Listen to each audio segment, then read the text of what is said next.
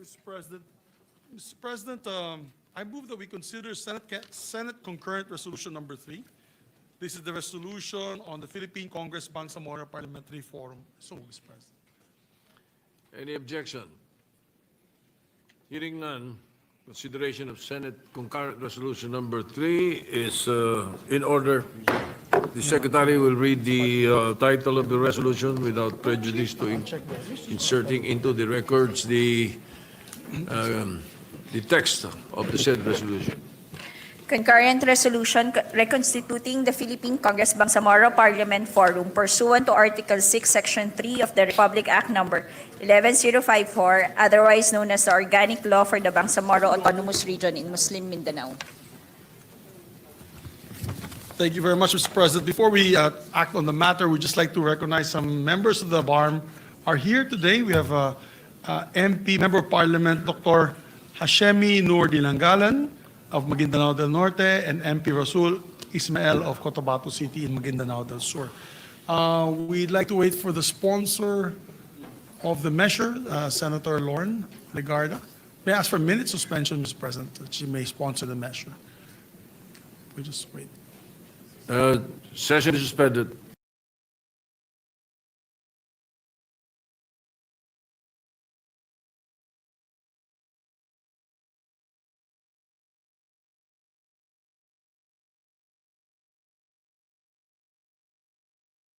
Permission of Senator Lauren Legarda, I will be the one to sponsor as co-author and co-sponsor of the measure. Mr. President, I rise today, if I may be recognized, Mr. President, if I may be recognized. Yes, go ahead. You are. Thank you.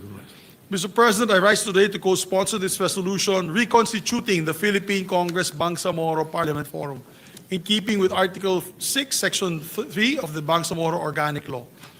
We constituted the forum last Congress and we are now reconstituting it for the current Congress. As we all know, the Bangsamoro Autonomous Region remains in transition. To remind the Chamber, the BOL was passed in 2018.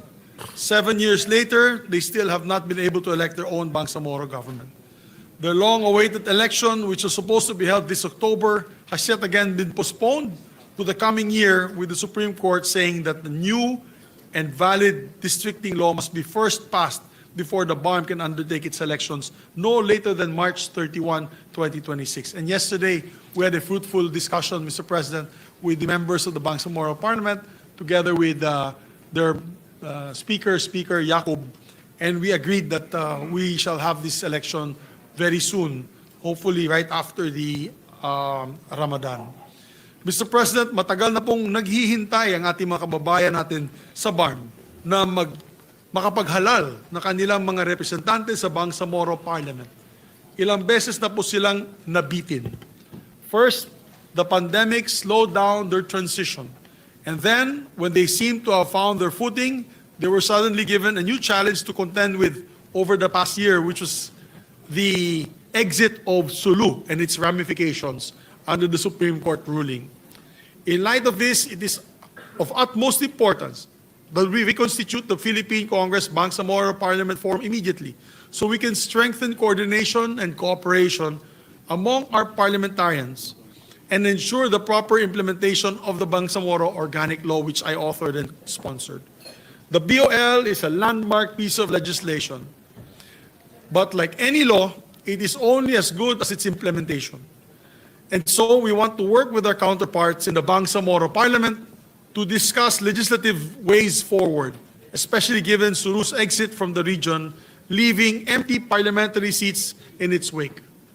We knew this would cause problems in terms of districting and parliamentary allocation, so we have to get together and solve them under the Philippine Congress Bangsamoro Parliamentary Forum. Once again, maraming salamat sa ating mga senador at sa Senado at sa ating bansa. We hope that we can pass the soonest and elect members of this forum so that we can discuss legislative on a legislative agenda, especially on the rescheduling of their elections under law. So once again, maraming salamat, Mr. President. Thank you, the Majority Leader. Yes, we'd like to also recognize the chairman on the Committee on National Defense, Peace and Reunification, no other than Senator Lauren Legarda. Senator Lauren Legarda is recognized. Thank you, Mr. President. Distinguished colleagues, I rise to sponsor concurrent resolution number 3, reconstituting the Philippine Congress Bangsamoro Parliament Forum, or PCBPF, created under Republic Act 11054, otherwise known as the Organic Law for the Bangsamoro Autonomous Region in Muslim Mindanao. The PCBPF serves as a permanent platform for cooperation between the national government and the Bangsamoro Parliament in the exercise of their respective legislative mandates. The establishment of BARM stands on the foundation of many years of negotiation, institution building, and the shared pursuit of lasting peace. Yet peace requires continuous attention and endures only when the channels of communication remain open and grounded in mutual respect. The PCP-BF was conceived precisely for this purpose. It brings the national and regional legislatures into regular conversation, allowing concerns to be surfaced early, ensuring that measures align with the commitments under the Comprehensive Agreement on the Bangsamoro, mindful of the truth that national and regional laws intersect in ways that shape the daily lives of the Filipino people.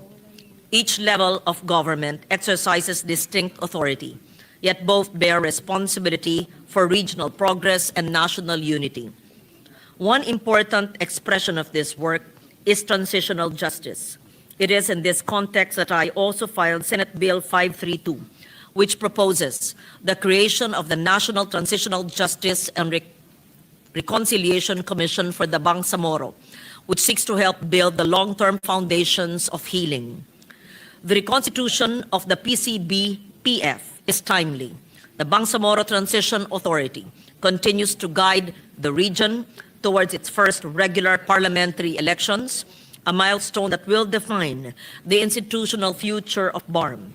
As this transition enters a decisive phase, the national government must remain fully engaged, providing BARM the space to strengthen its institutions, while ensuring coherence with a broader national legal framework and offering support with clarity and timeliness whenever it is needed.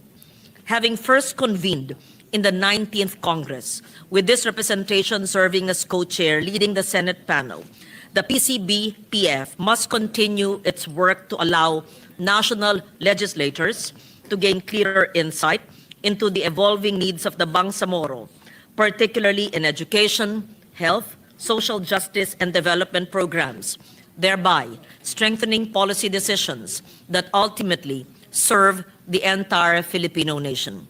Esteemed colleagues, the peace process has brought us into a hard-won peace where dialogue guides our steps. Our task is to keep this space open, where the Bangsamoro is engaged with the recognition its history deserves, and where every Filipino benefits from the stability that such a conversation brings. For these reasons, I respectfully urge the adoption of this concurrent resolution. Thank you, Mr. President. Majority Leader. Mr. President, for the record, we'd like to insert the co-sponsorship speech of Senator Robin Hood Padilla, Mr. President, for the record. So inserted into the records. And I believe Senator Senator Erwin Tulfo. Thank you very much, Mr. President. Also, we'd like to recognize Senator Rizon Taveros, who was also very active with us during the passage of the Bangsamoro Organic Law, which we passed during your presidency, Mr. President. You were Senate President at that time. Would you like to say? Senator Risa Ontiveros is recognized. Salamat po, Mr. President. Gusto ko lang pong maikling i-manifest yung pagpapasalamat ko kay Senator Lauren Legarda sa pag-sponsor ng concurrent resolution na ito, na gaya nga ng sinabi ni Majority Leader, ipinasa natin sa pamumuno niya nung panahon ng nauna pa kayong naging Senate President. Napaka-importante po na itong, sabi nga ni Senator Lauren, hard-won peace, itong hiyas, this pearl of great price, that both the MILF and the Bangsamoro Regional Government and our national government have won Much more than through the battlefield the past centuries and the past decades, itong nakaraang mga taon ng negosasyon para sa kapayapaan, para sa regional governance at para sa regional development sa konteksto ng pambansang demokrasya at pambansang kaunlaran. I pray that through the further leadership that this concurrent resolution will sustain through that Bangsamoro and national government body na patuloy na kumilos ng timely, sama-sama ang national at regional governments sooner rather than later para i-consolidate at hindi hayaang manghina yung mga tagumpay na at yung pagtitiwala sa isa't isa na nakamit na ng national at regional governments sa isa't isa, alang-alang sa mga sambayanan ng Bangsamoro at ng buong Republika. Maraming salamat, Mr. President. Thank you. Before we Thank you, Senator Rivera. act further on the motion, Mr. President, we have also present Deputy Speaker Lanang Ali Jr. is with us today. Deputy Speaker. So, Welcome to the Senate. thank you. And Mr. of course, when we passed this, and I signed it, I was Senate President, and my President pro tempore was Senator Ralph Recto, Yes. who is now present in the hall. So welcome back to the Senate, Secretary Ralph Recto. Thank you, Mr. President. Actually, he was very helpful in passing the measure because he helped us when it came to the issues of block grant, on fiscal autonomy. All his inputs were invaluable in the passage of the measure, Mr. President. And we'd like to thank the good secretary. Mr. President, we do not have any member who wishes to interpolate or propose amendments of the measure. I move that we adopt concurrent resolution number 3, subject to style. So move, Mr. President. Any objection? Chair hears none. Concurrent resolution, or Senate concurrent resolution number 3, subject to style, is hereby adopted. Thank you very much. Mabuhay po ang BARM, mabuhay po ating BOL. Moving to the next item on the agenda, Mr. President, I move that we consider or resume consideration on House Bill number 4058 under Committee Report number 18. This is the General Appropriations Bill, Mr. President. Any objection? Chair hears none. The motion is approved. We are, Consideration of Committee Report 18 is in order. thank you, Mr. President. The parliamentary status is we're in the period of interpellation.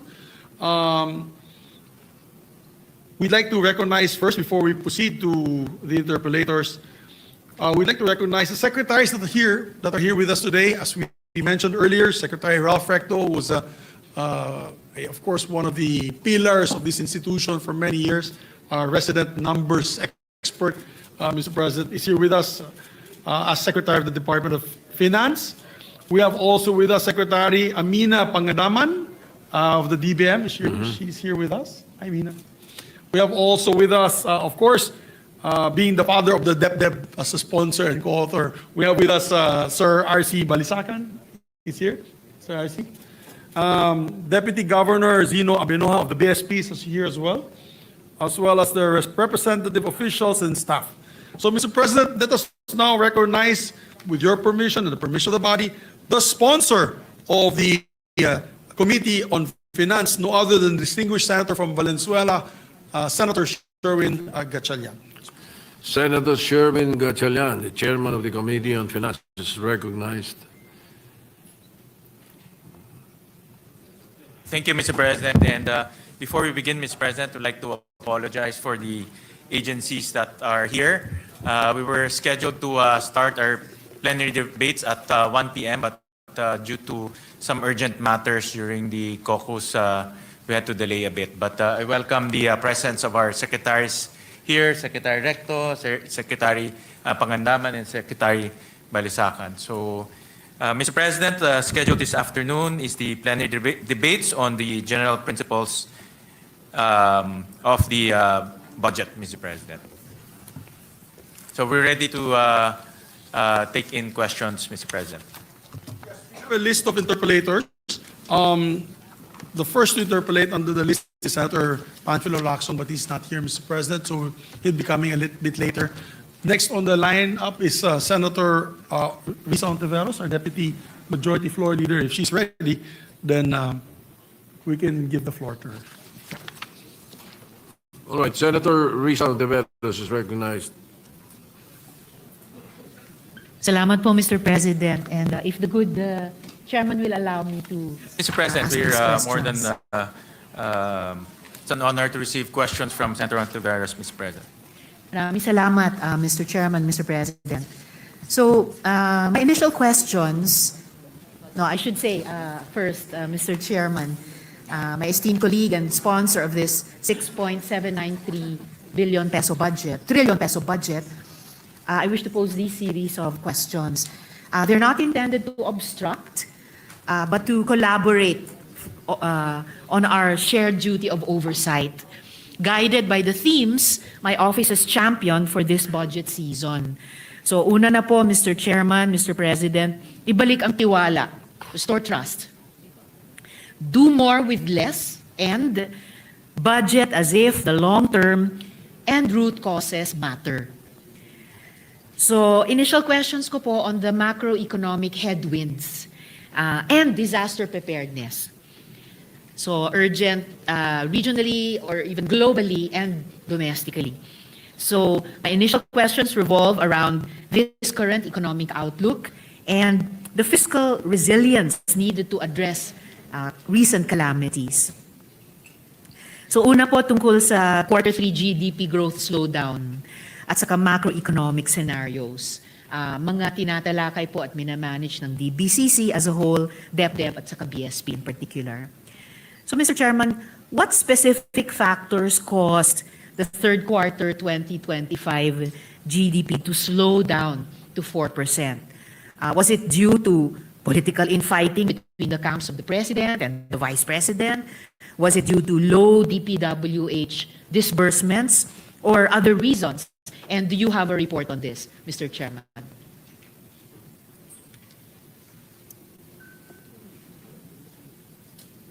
But, Mr. President, thank you very much for the question, Senator Risa. Two factors. Number one is the second half of the year, we experienced a lot of typhoons, including a massive earthquake in Cebu and in the south. This caused a lot of school cancellations, work cancellation, and in effect, a slowdown in terms of economic activity. This also affected our agricultural output. This also affected our outputs of our MSMEs because they're affected by the typhoons.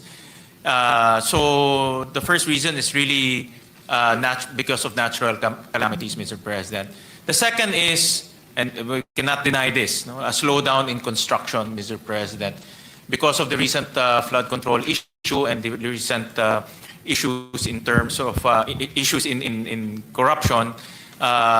There was a slowdown in terms of government spending in construction. And this has massive ripple effects, Mr. President, because the construction industry generates a very big multiplier effect, about 10 times, Mr. President. So, in other words, pag nagka-slowdown sa construction, yung mga contractors hindi kukuha ng mga empleyado, hindi bibili ng mga materyales sa hardware. So may mga ganitong ripple effects, Mr. President. So nagkaroon tayo ng slowdown about 4% this third quarter.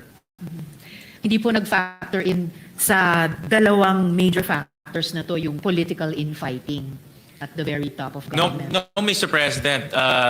To a larger extent, politics is always factored in any business, Mr. President, especially in our country. It's just a matter of how wide or how noisy it is, no. But in terms of the slight slowdown in our economic growth, politics is not part of it, Mr. President. I suppose, Mr. President, the good chairman is just being polite to ourselves dahil lahat po tayo nagtatrabaho sa gobyerno. Pero siyempre, kung ang isang bagay ay nagsimula sa pagkakaisa, kapag nag-break up yung unit team, imposible naman ay mga presumptions of political stability na mag-undergird sa further economic development or even specifically GDP growth ay walang epekto talaga. So I'll just leave that. Kung meron man, Mr. President, it's very hard to quantify. It's very difficult to quantify the effects. But kung meron man, I think probably a lot, especially the local businessmen, Mr. President, marami sa mga lokal na negosyante natin parang sanay na sila sa politics. I think the effects will be largely from foreign investors or foreign companies who are here, Mr. President. Salamat, Mr. Chair. Sana hindi masyadong masanay yung mga local business persons natin sa ganitong medyo katinding political infighting. But salamat sa candor ninyo of making of record. That of course, as for any country, hindi po tayo immune na medyo or maapektuhan na ang mga foreign investors, which makes it important for us to still keep, if not front and center of our minds when we're discussing the budget for next year, at least nasa puso natin na importante na magkaroon ng some kind of productive, kung hindi man na conflict resolution, conflict management, para din sa ating mga local na investors at saka business sector, private sector. Does the good chairman have a report on at least the top two factors na sinight nila kanina, how these affected and in fact produced that slowdown in the growth of our GDP this third quarter or during the third quarter, Mr. Chairman?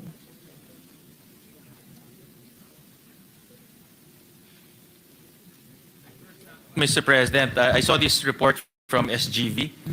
This is their Philippine macroeconomic update. I was actually reading the report. For example, in Q3 2025, construction contracted by about 0.5%, Mr. President. So just to give you context, for Q3 2024, it grew 9%. In Q2 2025, it grew 2.1%. So construction in the past is one of our economic drivers and growing at a very fast pace. But because of what's happening in Q3 2025, it contracted by 0.5%. And that affected our economic growth, Mr. President. Salamat, Mr. Chairman. If the Chairman has a more comprehensive report kahit from DBC. Yes, Mr. President. I would appreciate, this representation would appreciate him sharing it with the other members. Yes, Mr. President. We'll request from DEPDev a much more comprehensive analysis on these two factors, Mr. President. Salamat, Mr. Chairman. Given that a prolonged period of low economic growth and low investor confidence, whether from yung mga foreign investors or potential investors, and of course yung ating mga domestic investors din, a prolonged period which also appears to be affecting the stock market. Alam po natin, compared sa mga stock exchanges sa ibang mga bansa dito sa ating rehiyon, naglalag yung atin. Foreign and it also appears to be affecting, as the good chairman and I were discussing, foreign and domestic investor confidence, and even the value of the peso. Could a much longer impact than just the previous third quarter of 2025 could have a much longer impact than just the previous quarter. Paano dapat i-revise yung ating macroeconomic assumptions? Dahil general principles naman po ang ating pinag-uusapan ngayon, Mr. Chairman. Well, Mr. President, we're forecasted to grow between 6 to 7%. 5 to 6, sorry. 5.5 to 6.5%, Mr. President, for 2026. And I think 6 to 7. Sorry, Mr. President, I stand corrected. It's 6 to 7% for 2026, Mr. President. So during the hearing, I remember I also asked Secretary Recto about his outlook this coming 2026, and there are a lot of external headwinds that our country will be facing in the next few months. One of the biggest will be the trade policies of the United States, in which we were imposed 19% on our exports to the United States. Compared to 0% for 3 other ASEAN countries. Great. And Mr. President, this is a headwind because it's also uncertain, depending on, of course, the policies of President Trump in terms of trade and his outlook in terms of how the trade imbalance should be addressed, Mr. President. So that is one headwind that we are facing, and that can cause, of course, a negative effect on our economic growth. So given that, Mr. Chairman, medyo malayo yung ambisyon nating italon mula sa previous quarters, 4% GDP growth rate. So gusto nating lumundag by at least 50% to 6 to 7% by 2026. Sorry, 5 to 6%. Oh, sorry. Yes, Mr. all right. President, I will stand corrected. Okay, thank you, Mr. Chairman. So 5 to 6% for next year. So that's still at least a 25% jump mula sa hindi nating inaasahang 4% lamang na GDP growth rate nung nakaraang quarter.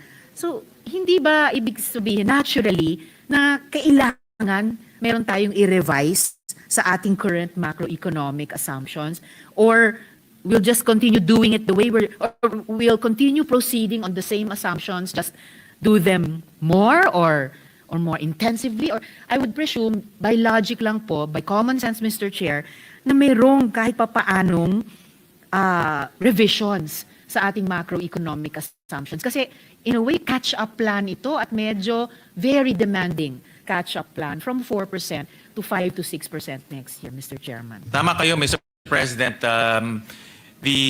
Talaga magkakaroon po ng pagbabago sa forecast natin until end of the year.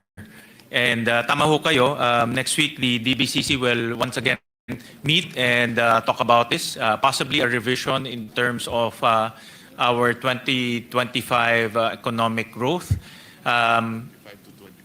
And also the succeeding years, Mr. President, 2025 to 2028. So, Mr. President, there are a lot of factors that we cannot control. No? For example, in dalawang bagyo, no, si Bagyong Tino and Bagyong Uwan, na dumating sunod-sunod, and we saw the devastation that the two typhoons created in our country. The earthquake, Mr. President, also created a lot of aberration in terms of economic activity in the South. So all of this will be reviewed and discussed during the DBCC meeting next week.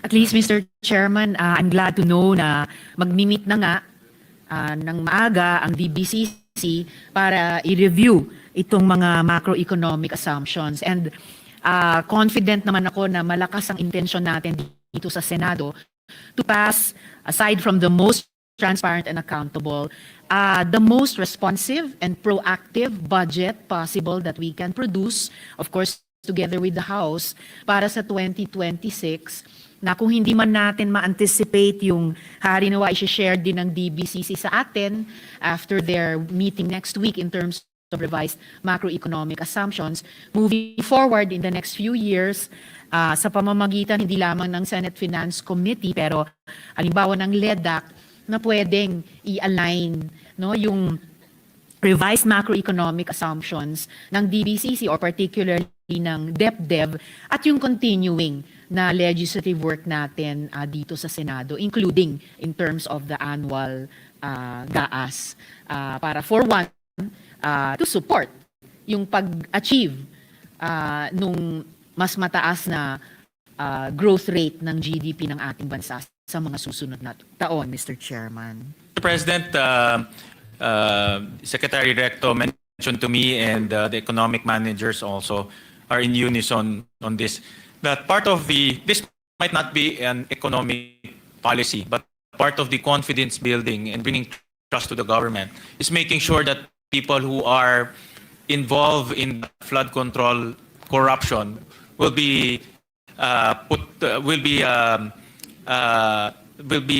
to account, and also will be held into account, and also make sure the government will make sure that they will be put in jail, filed cases and put in jail before the end of the year.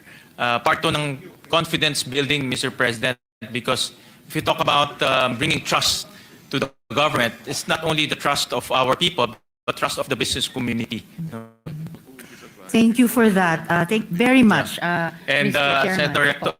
Secretary Recto mentioned to me that that is an assurance to the Filipino people that justice will be served and people will be put in jail before November 30. Yun po ang kanyang time frame, Bumilis Mr. ang President. timetable, Mr. Chair. So, filing Kanina umaga cases narinig po. natin before the end of the year or But sabi niya, Mr. President, may before the end of makukulong the month. before November 30. I see, I see. So he said it in very confident manner, Mr. President. So, I understand, Mr. So that's in the Chairman. next 15 days, meron hong makukulong. I see, Mr. Chairman. And And we again, welcome that, Mr. President, because talagang wala hong matututo kung walang makukulong eh. At mauulit lang ho ito kung hindi ho makukulong talaga. At mawawalan po ng kumpiyansa ang business community, ang mga investors sa atin kung hindi ho natin gagawin to. And also consumers, Mr. President. And most importantly, taxpayers. No, kasi masakit ho talaga sa mga taxpayers natin na nakikita yung buwis ho nila nasasayang. Kaya it's also an economic policy to hold people to account. No? So by November 30, the economic managers assuring us that people will be put in jail. I 100% support, Mr. Chairman, yung mga sinabi ni Mr. Chairman na what are at stake dito sa usaping ito.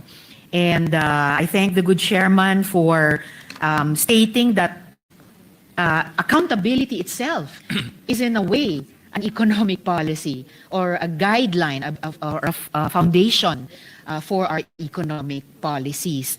And salamat sa chairman for affirming yung isa sa mga tema na sinabi ko ngang dala ko sa aking isip at puso dito sa interpellate sa ating budget.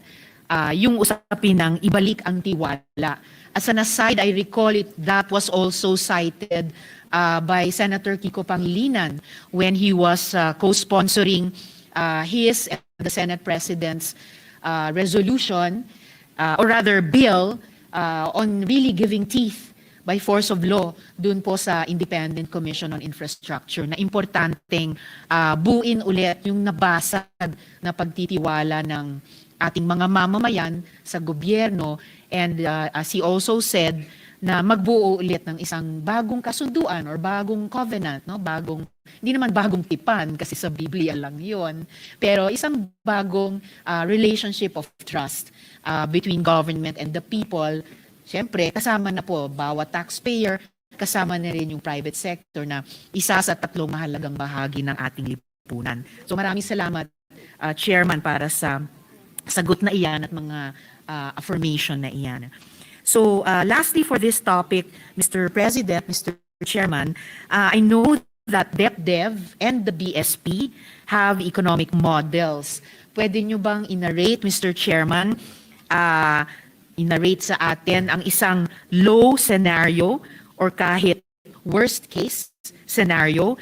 Specifically, ano pong mangyayari sa debt to GDP ratio at ano pong mangyayari sa underemployment sa ganyang low or worst case scenario? Anong mga sektor ang likely maapektuhan, no, at saang mga rehiyon? We can also return to these later today or tomorrow when the good chairman is ready to present an analytical report. But initially, ano po ang mga thoughts ng good chairman sa ganitong mga tanong, Mr. President?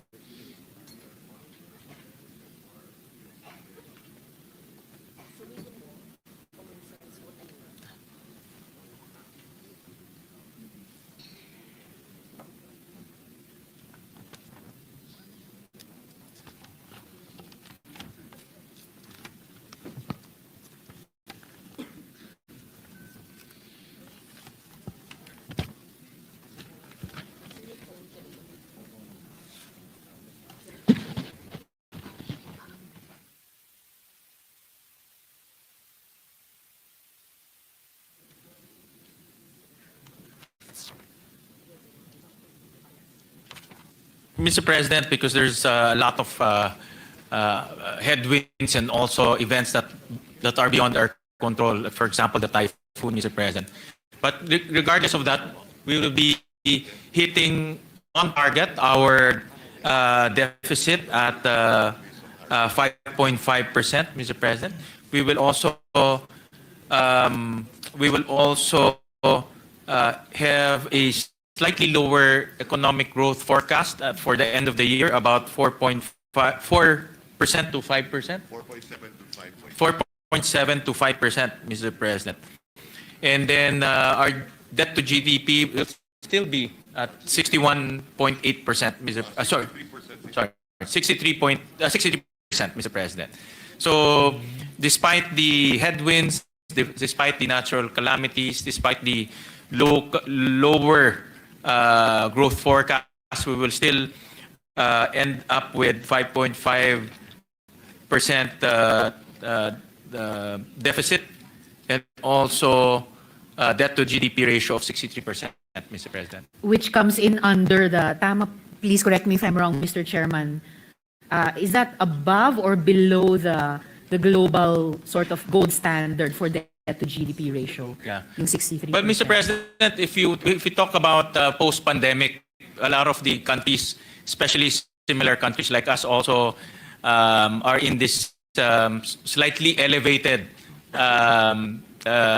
deficit range and debt to GDP range. So if we compare ourselves to them, we're still within the range, Mr. President. So kumbaga kabatch pa rin tayo sa mga nagsusubok ibaba dun sa, tama ba, 60% ang sort of standard for debt to GDP ratio? Well, Mr. President, I was advised that, for example, in ASEAN, we're slightly better compared to our peers. Our peers are hovering around 70% debt to GDP, Mr. President. Tayo mga 63%. But the economic managers during the DBCC is very mindful of our debt stock, Mr. President, and they're very strict in following the medium-term fiscal framework, Mr. President, that will slowly bring down our debt to GDP ratio by lowering down our deficit, hopefully reaching the pre-pandemic levels in the next few years, Mr. President. And of course, Mr. Chairman, yung mga kapitbahay nating ASEAN or Asia Pacific countries, kahit yung mga tumatama sa 70% debt to GDP ratio, pero mas mataas ang GDP growth. Yes, nila tama sa ngayon. kayo. So na-offset Correct. yung kanilang debt to GDP But ratio. Mr. So President, we're working on both percentages, Mr. Chairman. Well, Mr. President, that's really the strategy to outgrow debt. No, that's really the strategy. That's why all of this flood control issue is giving us a lot of headache in terms of outgrowing debt. But still, that's why the administration is really bent on holding people to account by putting them to jail, and that will bring back confidence and in turn revive our economic growth in the next quarter, Mr. President. What about underemployment, Mr. Chairman, in a low or worst case scenario?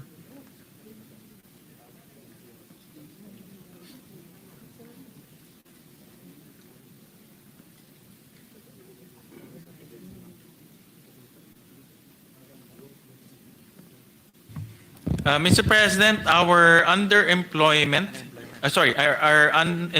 is about 3.8%. This is as of September, which is third quarter, and this is actually the lowest that we have, one of the lowest that we have achieved in the last 5 years. Underemployment is about 11%, Mr. President. So one of the lowest in the last 5 years. So far in terms of employment, we're doing okay. And itong dalawang, at least itong dalawang data, Mr. Chairman, na debt to GDP ratio of 63% at saka underemployment of 11%, ito na yung low or worst case scenario na ina-anticipate natin. Tama po ba? Or Well, one of the lowest, Mr. President. Of course, if we can still push it down, that will be the best case for us, Mr. President. Okay. But looking at the data for the last 5 years, we're doing very well in terms of generating jobs for our constituents, Mr. President. And in terms po, Mr. Chairman, of this level of underemployment and this debt to GDP ratio, alin po yung mga sektor natin ang pinaka-apektado at aling mga rehiyon natin ang pinaka-apektado, Mr. Chairman?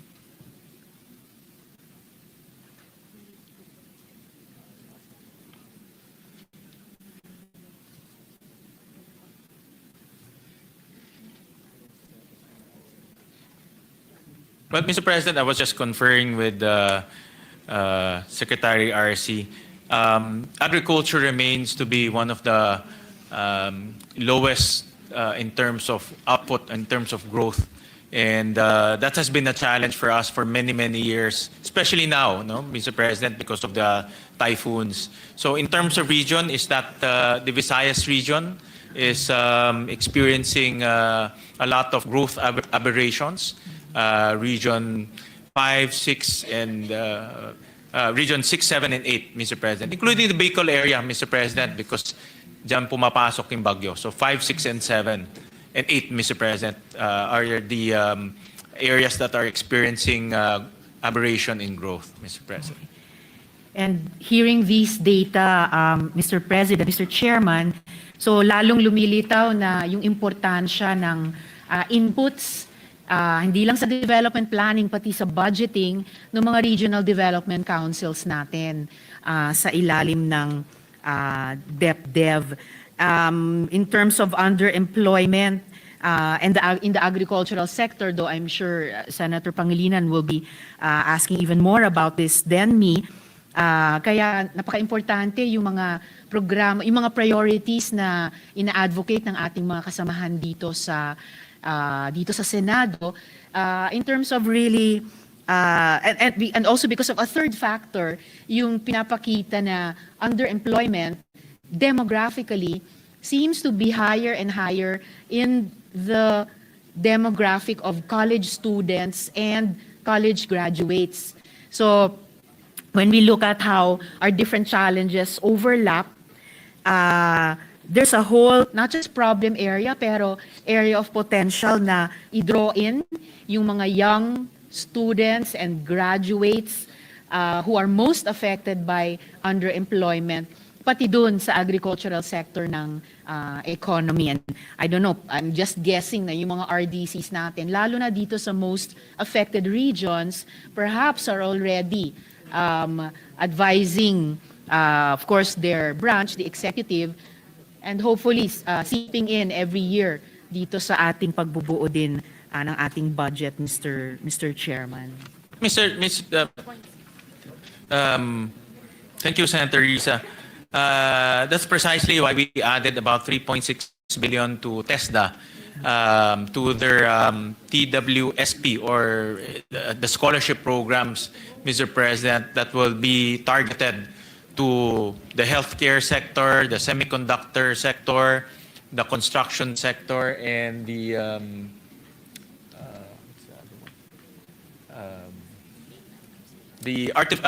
growth of artificial intelligence, Mr. President. So 4 sectors specifically in the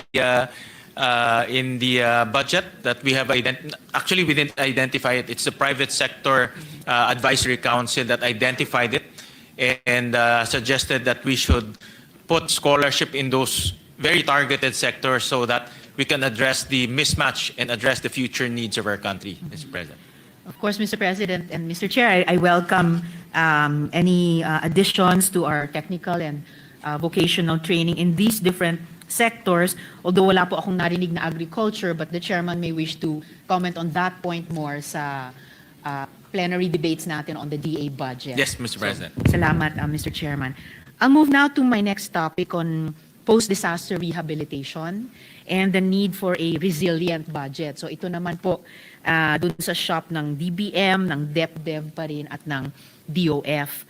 So nagdeklara si Presidente ng state of calamity for 1 year. I understand that this will affect the procurement of the remaining 2025 programs and projects. Ibig po bang sabihin nito na pati yung 2026 GAA, once inaprubahan po natin, mako-cover din sa ilalim ng proclamation and emergency procurement? Kasi kung ganon, anong mga safeguards ang in place para siguruhin na hindi aabusuhin ang emergency procurements, Mr. Chairman?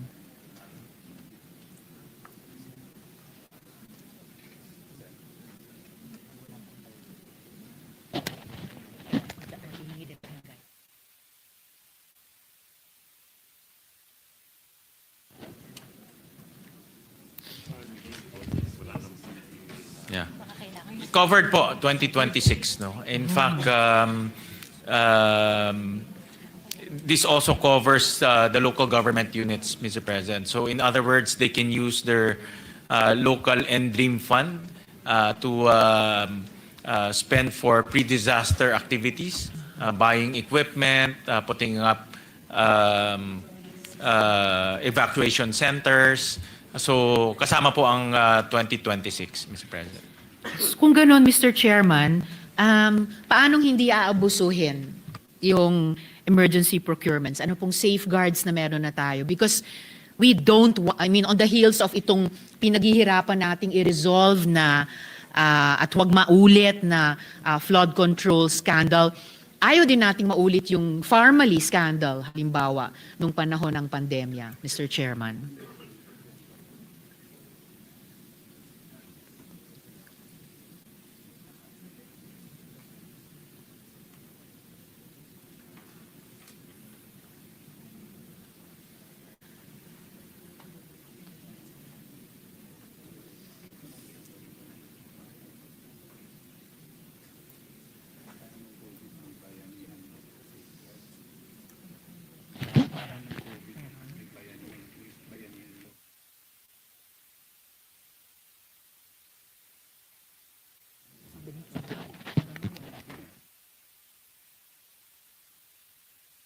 May precedent po tayong pwedeng pag-aralan, Mr. Chairman, dahil nung panahon ng pandemya at nagpasa ang Kongreso ng dalawang bayanihan laws, yung mga yon may mga safeguards, Mr. Chairman. Mr. President, I was just conferring. I was trying to remember when I was a mayor.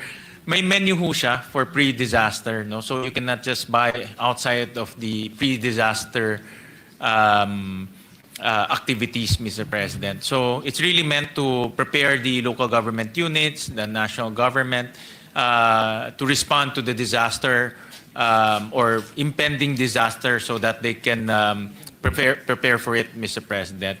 So may menu siya, that's the first safeguard. Second is the Commission on Audit also will make sure that the prices as well as the items that will be bought are in line with that menu, Mr. President. So dalawang safeguards to make sure that hindi naman ho siya maabuso. In ordinary times, Mr. Chairman, sapat na kahit itong dalawang safeguards lang. Menu, tapos syempre yung pag-audit ng COA. Pero maalala po natin, nung panahon nga nung pandemya, may dalawa tayong ipinasang bayanihan laws. May mga safeguards din po yon, and yet nangyari yung Pharmaly na hanggang ngayon ay hindi pa nga na-resolve lahat ng mga tanong tungkol sa graft and corruption or even plunder doon. So baka pwede pong mas kumuha pa ng mga leksyon sa karanasang iyon or kahit mga iniipon na nating mga leksyon tungkol sa flood control projects para yun na nga po, siguruhin na susundin yung menu, siguruhin na ganap na magagawa ng COA yung mandato niya at talagang masaspat niya kung magkaroon ng mga adverse findings at kailangan ng mga rekomendasyon para hindi abusuhin ang isang sitwasyon na nailikha dahil sa mga abuso na hindi magkaroon ng double whammy sa ating mga mamamayan at taxpayers, Mr. Chairman. Thank you, Senator Risa, for that very important reminder, Mr. President, and also a very important point that you made so that the government, local governments, national government will not abuse this mechanism of allowing them to buy without any bidding for pre-disaster purposes. Or any LGUs for that matter, Mr. Chair. For LGUs for that matter. So I was advised by the Secretary of DBM that we will also come up with a GPPB resolution to make it more targeted, Mr. President. So gagawin pa nilang granular yung pwedeng bilhin ng mga LGUs.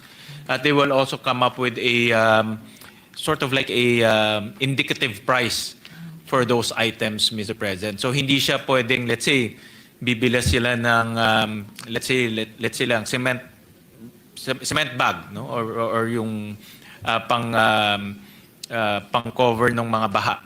Hindi naman pwede yung pricing double or triple what the market is already offering, Mr. President. So they will make it more granular through a GPP President. Salamat, Mr. Chair. That's even better kung mag-way. Yeah, so meron ng hindi lang post. There might be guidance.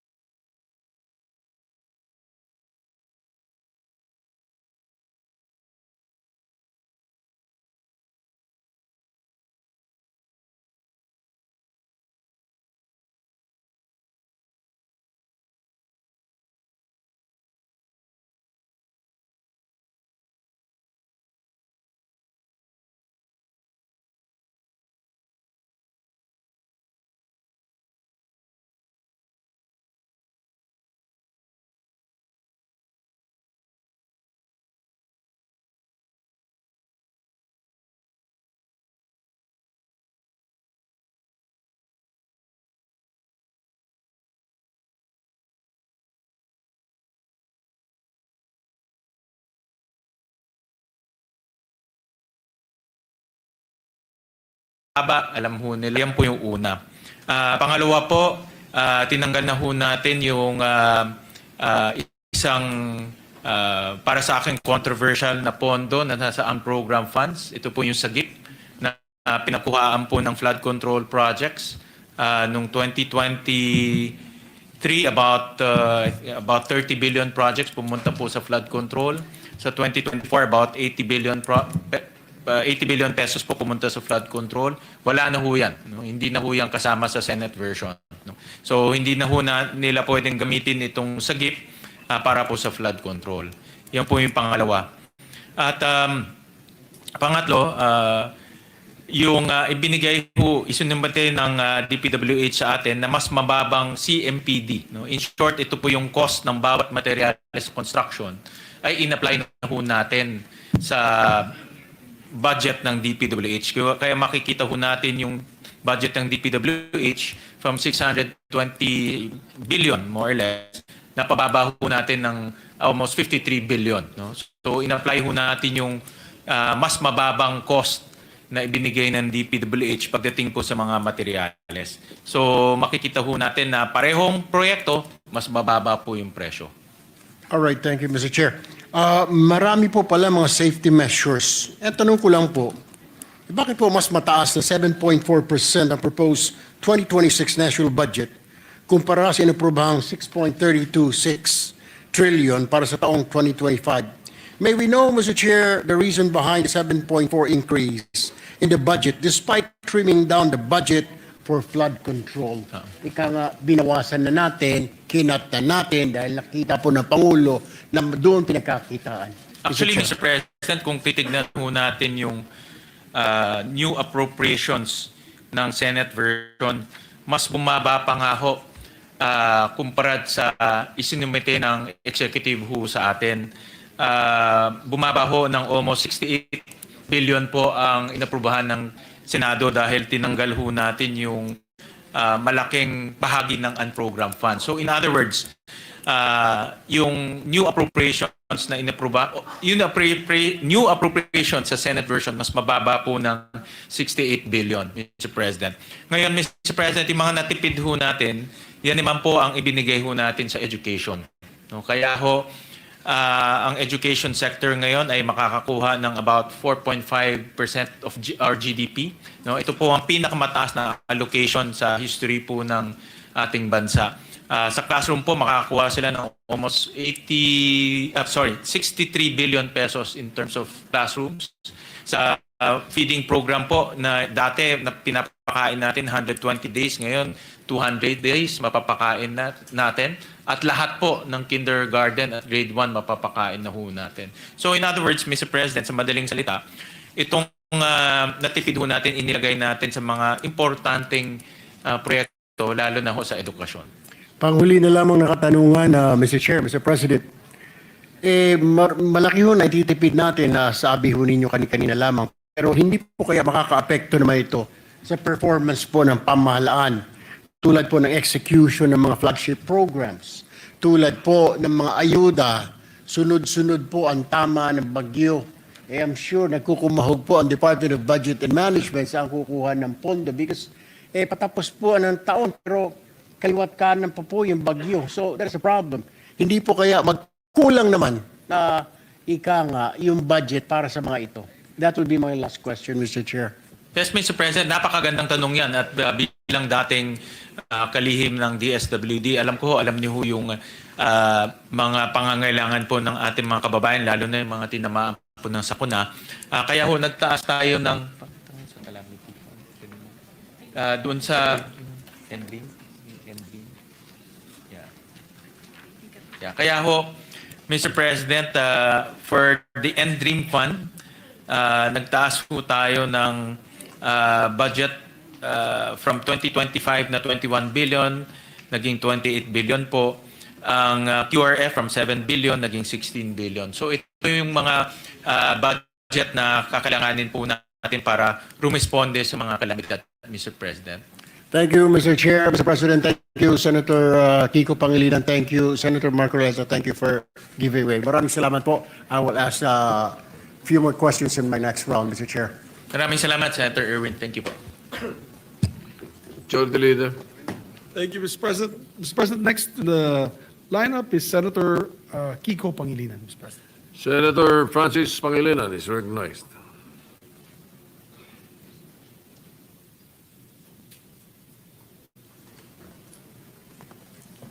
Thank you, Mr. President. Thank you, Majority Leader. Thank you, distinguished colleagues.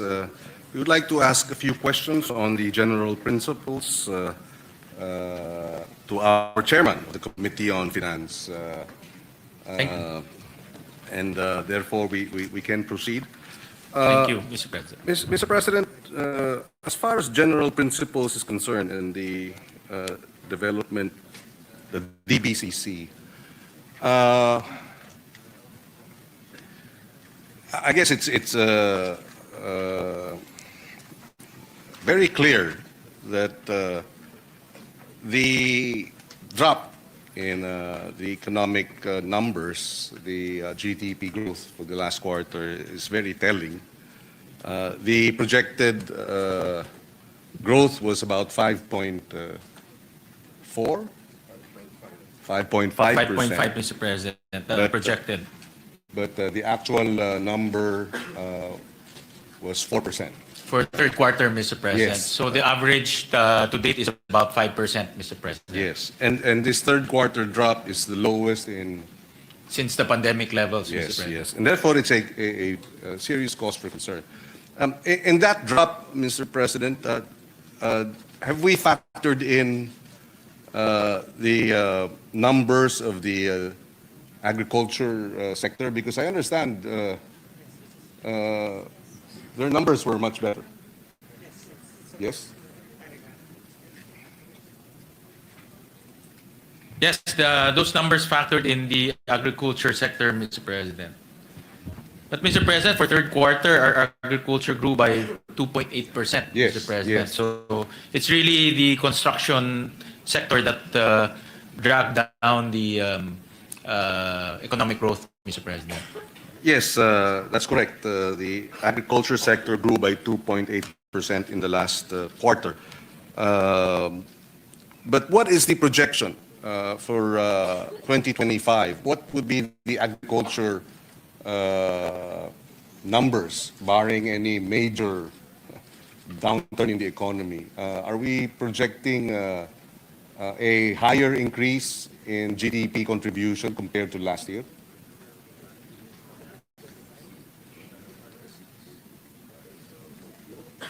Because hindi pa ata na-factor in itong damage Hindi pa, ng Mr. uwan President. at ng tino. No? Yeah. So, well, I asked that because, even if, assuming that you do have 2.8% growth for this last quarter for agriculture, and the overall growth of agriculture, we believe, is continues to underperform. Would that be correct?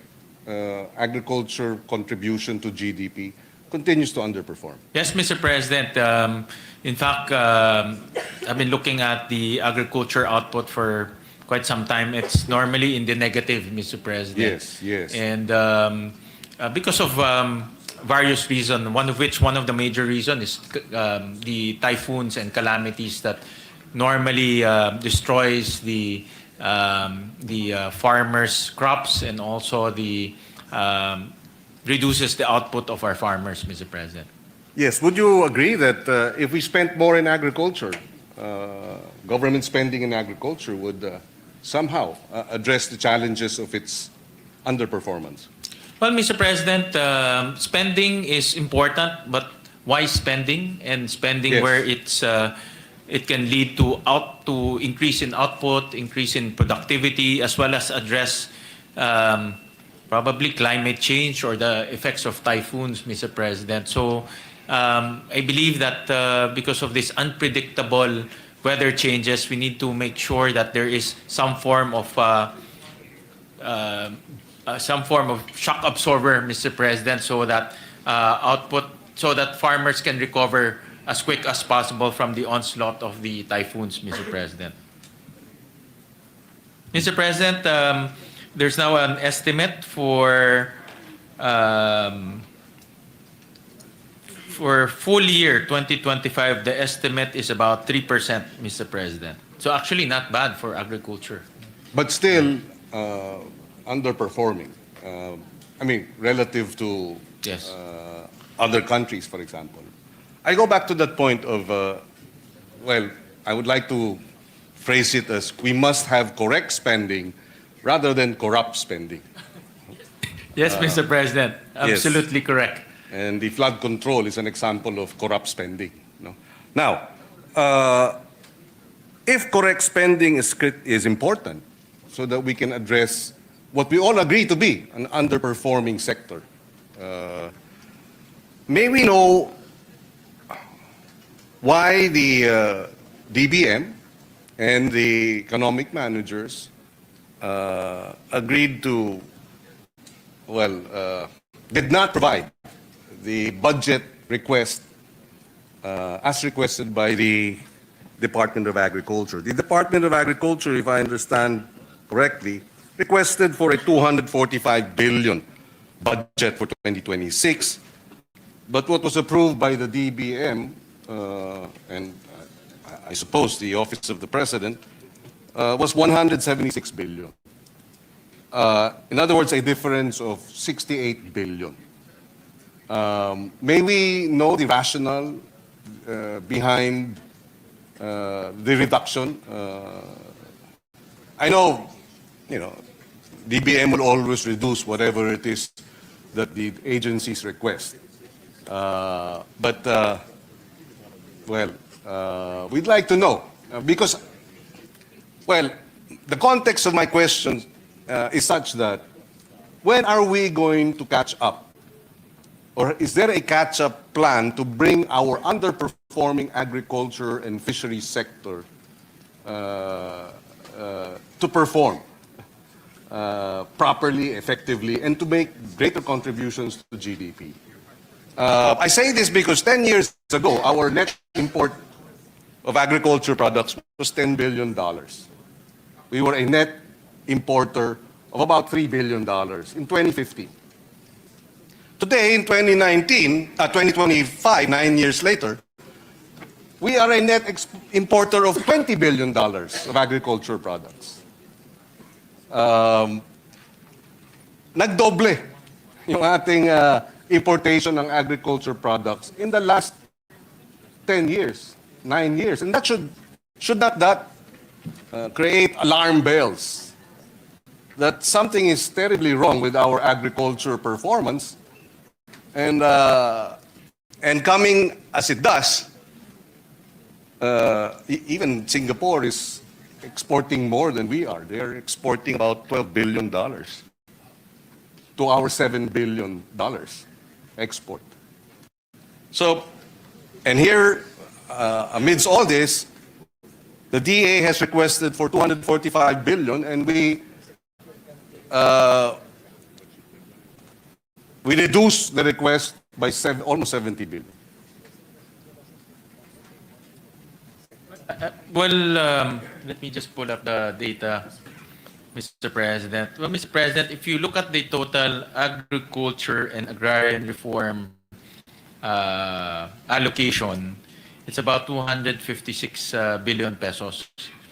But I understand you also reduced the DAR budget.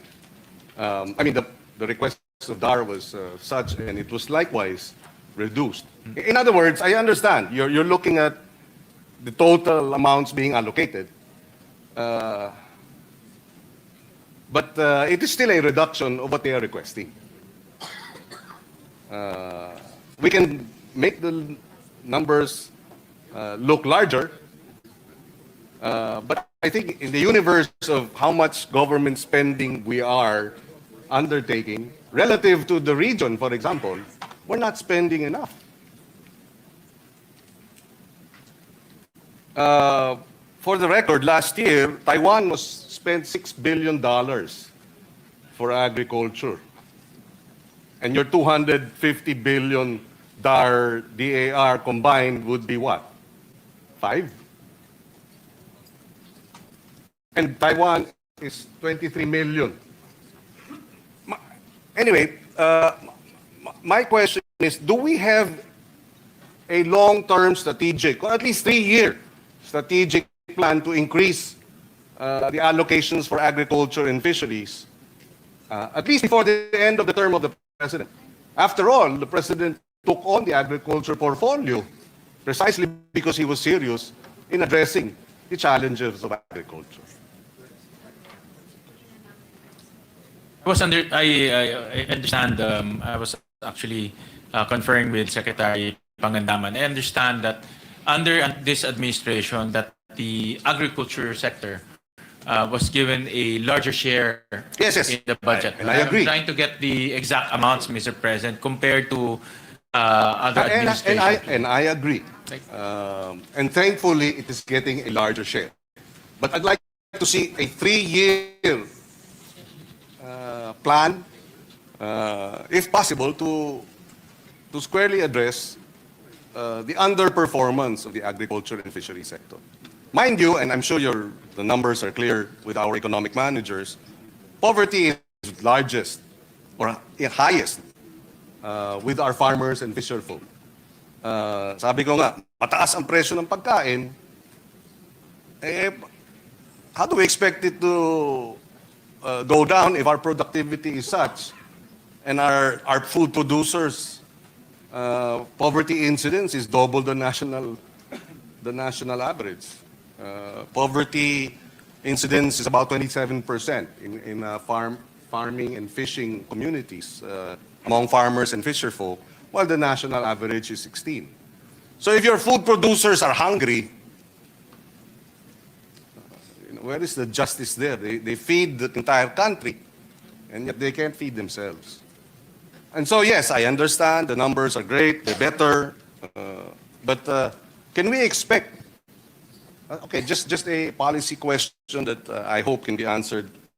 Can we expect more increases in the budgetary allocations for the next 3 years for agri and fisheries? Well, Mr. President, if you remember, no less than the President sat as the Agriculture Secretary for, I think, almost a year, Mr. President. And that signals the importance given to the agriculture sector by this administration. Dahil talagang si Pangulo na ho ang umupo para masigurado niya yung mga problema, maayos niya personally yung mga problema natin sa agriculture. At more importantly, pag Pangulo nakaupo doon, sigurado yung budget lalaki, Mr. Yes. President. So, Mr. President... At lumaki naman. At lumaki naman, Mr. President. In fairness, lumaki naman. Yeah, lumaki naman, Mr. President. As to the long-term, the 3-year or the long-term plan, Mr. President, may I ask the indulgence of His Honor that during the budget of the... Well, you will be defending the budget of the... I will be defending. But I wanted to hear the side of the economic managers, precisely because the DA asked for X amount, but the DBM and the economic managers slashed it by 70 billion or 68 billion.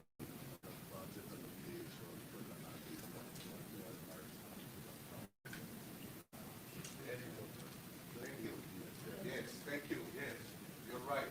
I want that on record.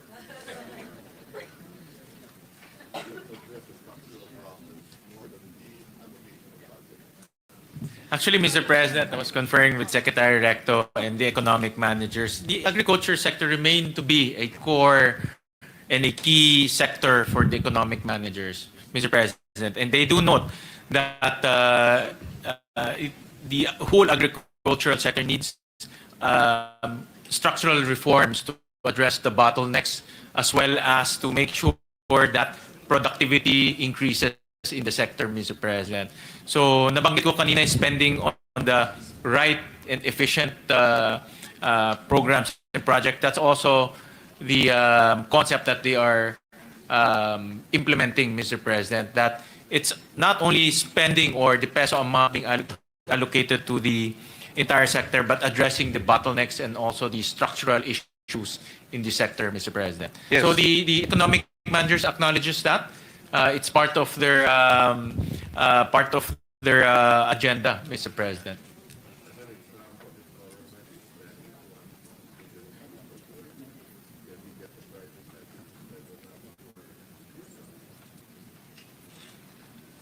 I I agree. Mr. President, I want that on record too. Please. well, Secretary Recto mentioned that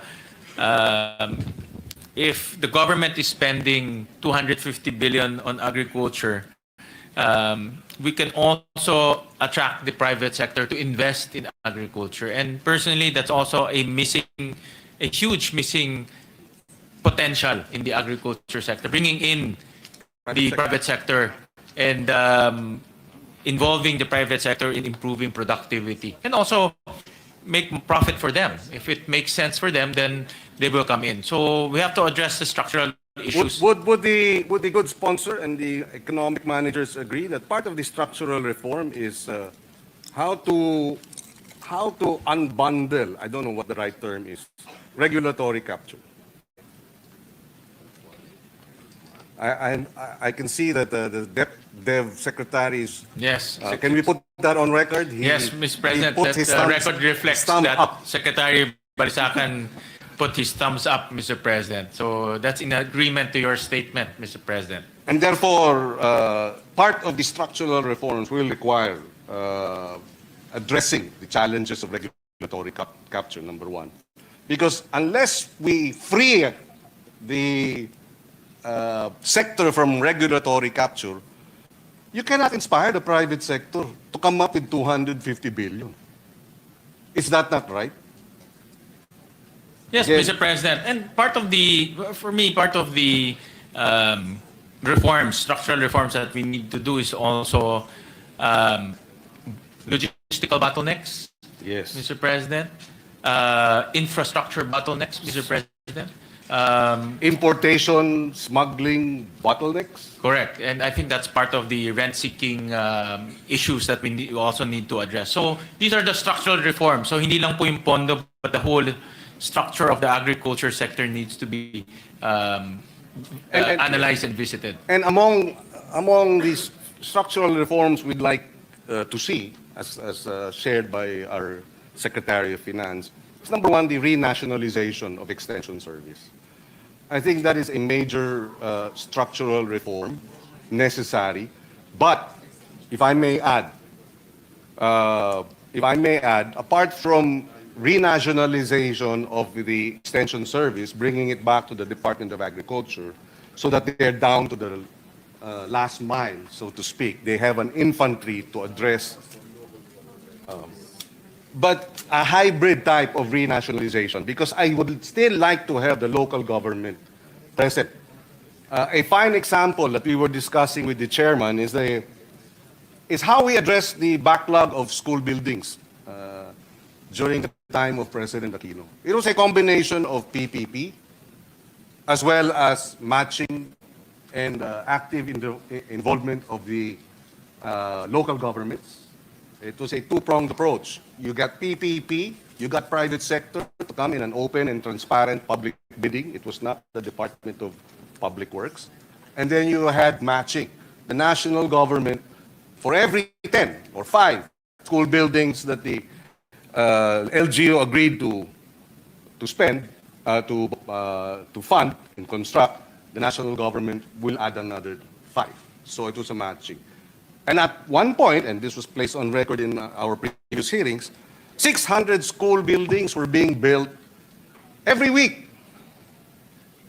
Because you had the private sector having skin in the game, because you had open, competitive public bidding with the PPP. It was put in place likewise by the DepEd, and then you had the LGUs. So the renationalization of the Extension Service, I believe, but strengthening its links with the LGU is critical in Taiwan. And I'd like this to be on record. The number of extension workers per farmer is 18 farmers, 1 extension worker. There are 580,000 farmers in Taiwan, according to their ministry. So you multiply 518 by 80,000 divided by 18. And that's the number of extension workers you have. 20,000. 28,000. So what is the equivalent for the Department of Agriculture? Because right now, and I've said this, I know, but that's why. But it'll be a combination precisely of LGU and a national extension workers programs, which I think will be, and that's why one of the laws that we will be, bills will be renationalization. The other is strengthening our agriculture co-ops. The regulatory aspect of co-ops should stay with the CDA, but we will amend it so that we re-establish the Bureau of Agriculture Co-ops under the Department of Agriculture. That too, structural reforms, so that matututukan ng DA yung mga kooperatiba ng ating mga farmers at fisherfolk. So yung regulatory function will be with the CDA, but the development intervention should be with the Department of Agriculture. But I have several other questions in that regard, but I'd just like to move quickly to the problem of the problem created by the policy of the BSP in the banking system when it issued the memorandum circular limiting cash transactions withdrawals to 500,000. And this was done September during the hearings of the Blue Ribbon Committee. Circular number 1218. And I've been receiving a lot of complaints that a lot of depositors, small businesses are saying suddenly it's so difficult to transact with the banks because there is a limit of 500,000 pesos per day. What happens to payroll? What happens to et cetera, et cetera? Is this not a knee-jerk response by the BSP? Are they willing to reconsider it? Mr. President, personally, definitely this is a knee-jerk reaction. Senator Pangilinan was the one who brought it up during the Blue Ribbon hearing na napakadaling mag-withdraw ng 500 million in cash. Yes. Two tranches. Two tranches. So that's 1 billion in cash ng isang maliit na branch ng Land Bank sa Bulacan. So na walang report, no? Na hindi na report sa AMLAC, na wala pong nakakaalam. And because of that incident and because of your comment on that, the BSP reacted by coming up with a policy that the maximum cash withdrawal is 500,000. Yes. Kaso lang nga, marami tayong lalo na mga MSMEs ang nahirapan ho dito. So, just a clarification, this 500,000 is across all banks, no? Whether government or private?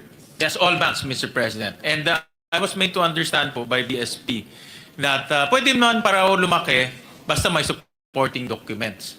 No? But then again, I guess as a general rule, everything is 500,000. But I understand that they are reviewing this policy because of a lot of negative comments that they are receiving. And Could it have been a contributory factor in the drop in economic transactions? And therefore, baka sana 4.2% ang growth natin noong third quarter naging 4 kasi nga ang hirap mag-transact sa mga bangko. I don't know. No? I'm just thinking off the top of my head. yeah, I think Senator Rector's made possible. This is possible.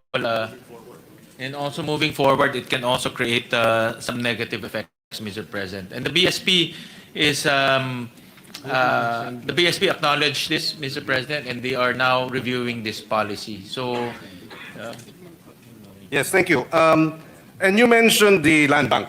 And I remember this because there seemed to be a conflict between the BSP appreciation of what was happening and the land bank's appreciation of what was happening. Because the land bank, few days after we cited these concerns.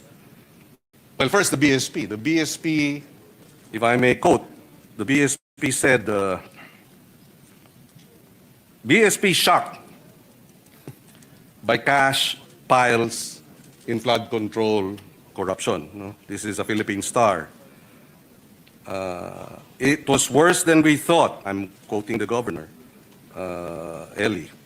This flood control scandal was much of a shock to us as it was to you, but we're working hard to fix it. So that's the BSP concern. But the Land Bank, when was it? September 30 issued a statement saying that all their transactions with the DPWH were above board as we were investigating it. So, which is which? Is it shocking or is it above board? May we have a clarification, Mr. President?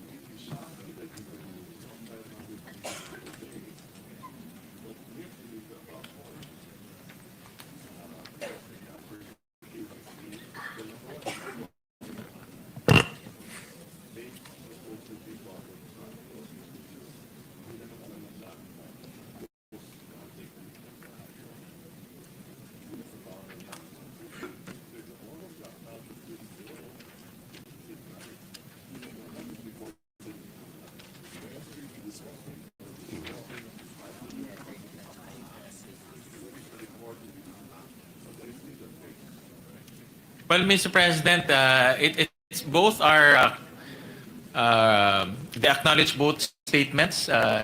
First, they were shocked because, like you have exposed, it's easy to withdraw 500 million pesos in cash in a matter of, and another 500 million pesos in cash in a matter of days. No? So, but based on their policy, this is within their policy, Mr. President. Albeit, and I also acknowledge that this policy is not a very well thought of policy, meaning you can just withdraw 500 million easily, just like that. That's why they reviewed that policy and changed it, Mr. President. But what's also very peculiar, Mr. President, is this type of transaction should be reported to AMLAC and should be flagged as suspicious transaction. And I understand that the reporting mechanism happens in a matter of a few days or almost instantly.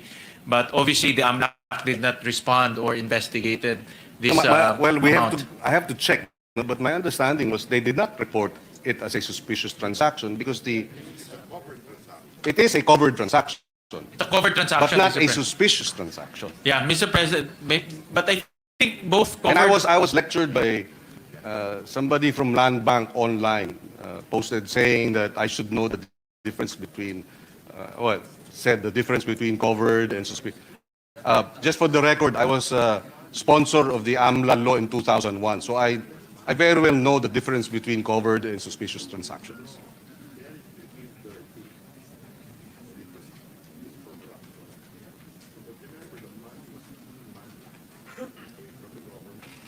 Mr. President, I was made to understand that because this client, I understand ito yata si Sim. no? Sims. Sims. No, si Miss Sims ay Sally Santos, I think the name. Yes. Sally Santos, if I remember it correctly, she passed the Know Your Client policy, and at the same time, she's a government supplier or contractor.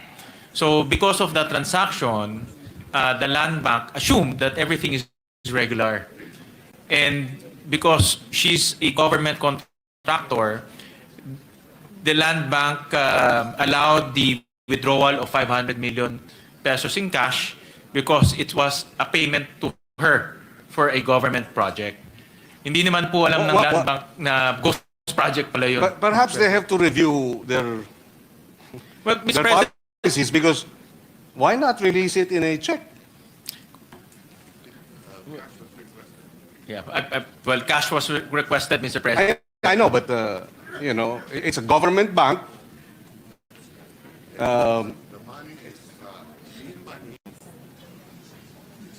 Yeah.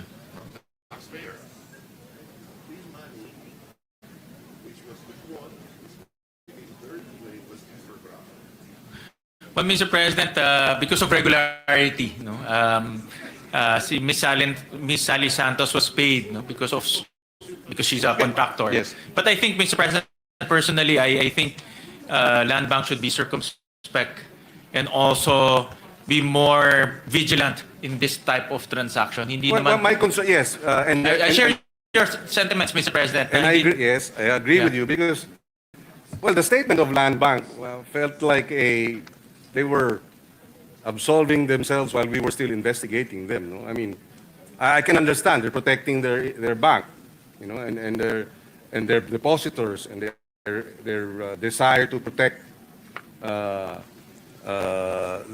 institution. They would resort to this, but you know, people are angry. And the public sentiment, as I said that, and the response of Land Bank, the people were saying they did not agree with the position taken by the bank. And anyway, moving forward, I think they should review that. Plus, you know, there's a, they say that when well, it's a matter of law that when you make a testimony or you come up with, you know, testimony, for it to be believable or credible, it has to be consistent with human experience.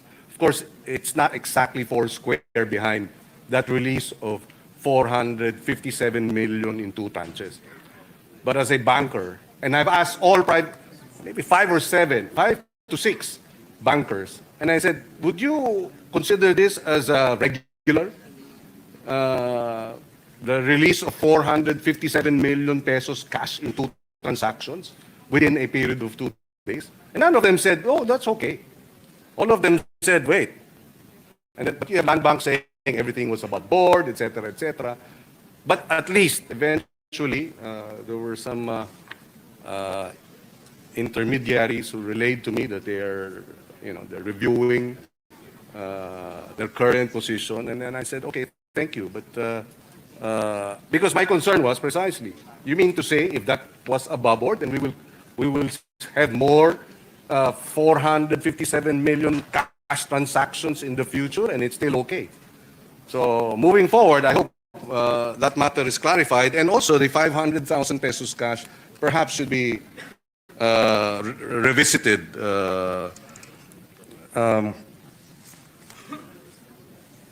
Maybe 2 more minutes of questions. We go back to the... Yes, Mr. President, well, just to, Yes. as a feedback, the Secretary of Finance is the ex-officio chairman of the Land Bank, and he's here, and he That's committed why I'm to... raising it. That's why he committed to review this policy and make sure that the bank will not be used as a conduit for corruption, Mr. President. So Thank you. we'll Thank look you at for that policy. reassurance and the manifestation as expressed by the sponsors of the position of the ex-officio chairman of the board of the Land Bank. I wish to go back to the revised poverty threshold. I raised it in the hearing, and the answer was tentative because they were still, I believe the DEPDev was still putting together the numbers. May we know what is now the poverty threshold? Do we have the numbers?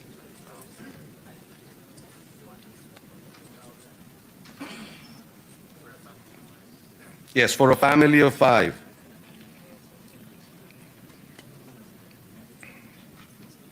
What was it before, and what will it be moving forward? For NCR, Mr. President, the poverty ratio for a family of 5 is 15,714 pesos per month, Mr. President. Family of 5. Okay.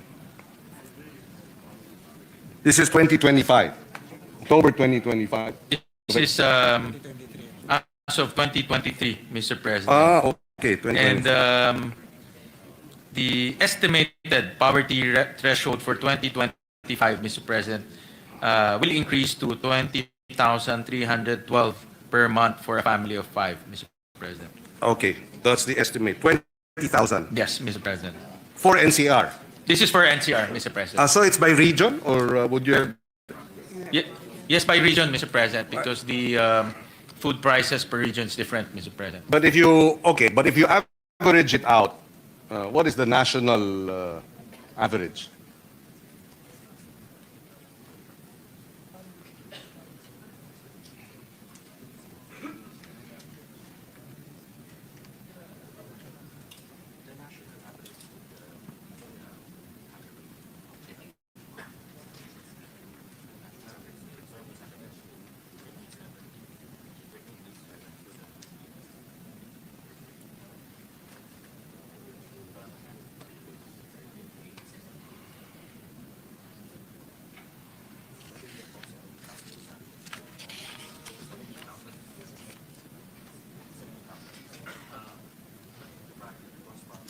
Yes, I Yes, understand. Mr. President, for a family of 5, the national average will be 17,600, Mr. President. 17,600. And it's a jump from 11,000. Yes, Mr. President, you're correct. Okay, good, because that's precisely why there was a degree of concern about the 64 pesos per day food threshold based on the 11,000. And now it's almost double, actually. Yes, Mr. President. Well, Mr. President, as you know, as our economy grows, our poverty thresholds go down as Yes. well, Mr. President, and that's good for us, Mr. President. Okay, so just to run up, NCR, it's 15,500 per month in 2023, and it's projected, estimate to be 20,000 a month for a family of 5 for 2025. And the national average, of course, it varies for every region, would be, the poverty threshold would be 17,600 a month. Okay. Yes, Mr. President. Thank you for that information. I have other questions, but I will go through perhaps a second round and allow other colleagues to raise their questions. Thank you very much, good sponsor. Thank you very much to Secretaries Recto, Your Honor. Secretary Balik. Your Honor, Senator Pangilinan, aren't you going to ask about the 500,000 limit? Yes, I just did, Mr. President. And they- what do they plan to do? They are now reviewing it. Ang sagot nila is, basta may supporting documents, it can be higher than 500,000, but they agree that it has had an effect in terms of, well, in a way, the ease of doing business because transactions have become more difficult, bank transactions. And they've also said that it may affect the overall health of the economy when such economic transactions are hindered because of such policy. So they're now reviewing it, and they're hopefully you can end the review and come up with a more flexible policy, Mr. Sponsor. But, Mr. President, All right. you can view this as a friction in business, Mr. President. For example, before, if you need to give salaries to your employees, you only need to go to the bank once. But now, we have to go several times because of the cap, Mr. President. So it's friction in a sense that you waste time, you waste gasoline, you waste effort. So friction, as we all know, slows down our economy, Mr. President. Thank All you. right. Thank you. Thank you, Mr. President. Thank you. I'd like to place on record that I'm very thankful that we have Senator Win Gatchalian as our chairman of the Committee on Finance. He has been very sympathetic to the agriculture sector, and we thank him for that. And we hope that in the next 3 years, we will have leaps and bounds in terms of government spending in agriculture, correct spending in agriculture and fisheries. Correctly, of course. Yes, thank you, thank you. Thank you, Senator. Mr. President, thank you, Majority Leader, thank you, good sponsor. Thank you, Secretaries RC, Secretary Ralph, Secretary Amina, and to the entire DB, to our representative from the BSP. Maraming salamat. Thank you very much. Thank you. Majority Leader. Yes, Mr. President, next to interpolate is Senator Joel Villanueva. I move that he be recognized. Senator Joel Villanueva is recognized. Thank you very much, Mr. President. Thank you, Majority Leader. Mr. President, may we know if our distinguished chairperson of the Senate Committee on Finance would yield to some questions from this humble representation? Yes, Mr. President, I'll be more than happy to receive questions from my kakambal, Mr. President. Thank you, Mr. President. Mr. President, at the onset, may I just put into the records of this August chamber that if you look at the government's revenue performance, it continues to show improvement with 16.7% revenue effort in 2024. The highest po ito in 3 decades, reflecting stronger collection, efficiency, and fiscal discipline. For 2026, revenues are projected to reach 5 trillion pesos, with tax collections expected to grow by an average of 10% annually from 2025 to 2028. And with that, we'd like to commend the efforts of our Department of Finance, Department of Budget and Management. We have, of course, Senator Secretary Ralph Recto, our mentor here in this August chamber, together with Secretary Mina, Secretary Balisacan, and the entire DBCC family.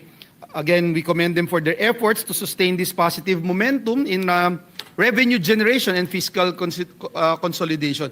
Mr. President, now as we transition to the implementation of program convergence budgeting, I feel that there is an opportunity, Mr. President, to further optimize spending and ensure that every peso borrowed and spent yields the greatest possible value to the Filipino people. So my first question, Mr. President, is while we acknowledge that revenue now largely cover operating expenses and debt service, while borrowings, yung inuutang po natin, ito pa rin po yung nagpa-fund ng ating capital outlays.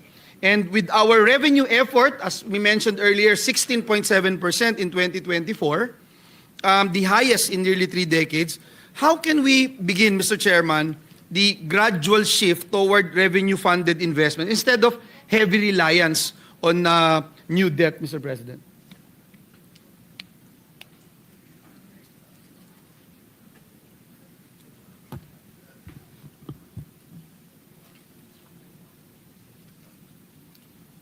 Mr. President, I can attest that the country is doing very well in terms of revenue effort. In fact, I just came from a tax forum in Jakarta, I think 2 months ago, and we were comparing numbers in terms of revenue effort here in the ASEAN. We're actually the highest in terms of revenue effort, especially on from tax revenues, Mr. President. Much higher than our peers here in the ASEAN, Mr. President. Although the question of the good gentleman from Bulacan will not be as easy because we have to balance raising taxes as well as spending, Mr. President. And we all know that raising taxes is also a very difficult endeavor, as well as it's a very sensitive balancing act, Mr. President. But the goal is still there, Mr. President? Well, Mr. President, looking at the... Yeah. Correct, Mr. President. Well, Mr. President, yesterday, Senator Pia, through the Committee on Ways and Means, held a hearing on the government's revenue effort, and looking at the next 3 years, there'll be, I think, one revenue tax that the DOF is pushing. So having said that, Mr. President, we now have to look at how to grow our economy, or how to address our spending through borrowings and increasing our borrowings, Mr. President, so that we can address the needs of our country. And Mr. President, what's important here is we have to continue to grow, Mr. President. Yes. We have to continue to grow our economy so that the strategy here is to outgrow the debt that we are incurring, Mr. President. Thank you, Mr. President. But I think it's important to note that that is still the goal.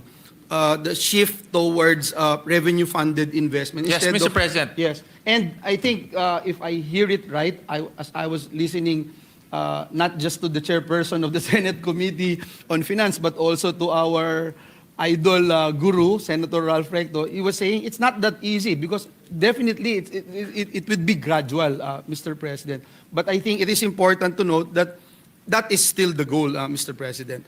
Yes, definitely, Mr. President. If Yeah. we can, that's why it's important to be efficient in revenue collection, Yes, Mr. and President. that brings me to my next question, Mr. President. If you look at the total revenues for fiscal year 2026, it is projected at 5 trillion pesos with disbursements reaching 6.63 trillion, which is 21.5% of our GDP, creating a 1.6 trillion financing gap. And with this in mind, I thought it would be interesting to find out our strategies, if there are any strategies in place to ensure that the economic growth consistently outpaces debt growth, not only through fiscal consolidation, Mr. President, but also through improved absorptive capacity, better program execution, and the implementation of what we mentioned a while ago of program convergence budgeting to optimize returns from every peso being borrowed, Mr. President. Right, Mr. President. Yeah, that's So- why. So the strategies are in place, Mr. Yes, President. Mr. President. May we hear?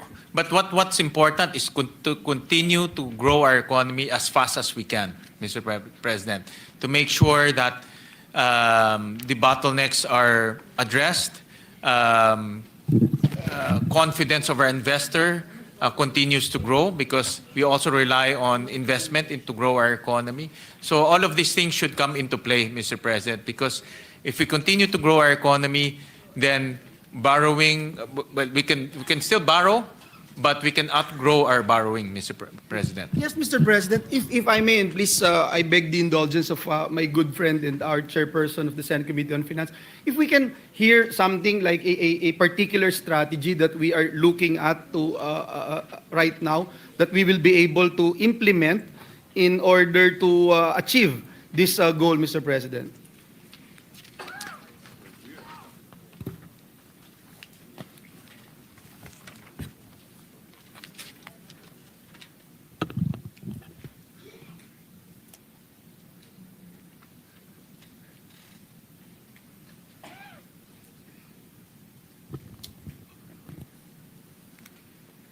President, we also approved here in the Senate the medium-term fiscal framework. And this is the guiding document for the DOF and the economic managers to reduce our debt and our deficit over time, Mr. President. Admittedly, this is not easy because of various headwinds that we cannot forecast. But the goal here is to reduce our deficit, reduce our debt to GDP, continue to grow our economy, Mr. President. Thank you, Mr. President. And I'm happy to report also, Mr. President, that we supported this particular measure, this initiative that aims to narrow the fiscal deficit from 6.5% of GDP in 2022 to 3% by 2028, bring down the debt to GDP ratio below 60%, sustain annual growth of 6.5% to 8%, and maintain infrastructure spending at around 5% to 6% of GDP to support economic expansion and job creation. Perhaps, Mr. President, what we are looking at, Mr. President, is perhaps ask, for example, Mr. President, a specific sector, yung bright spots, kumbaga ho, Mr. President, na pwede po nating makita right now. For example, yung pong trabaho para sa bayan law that we passed, I think they have already come up with a strategy on how we'll be able to come up with our master plan insofar as job creation is concerned.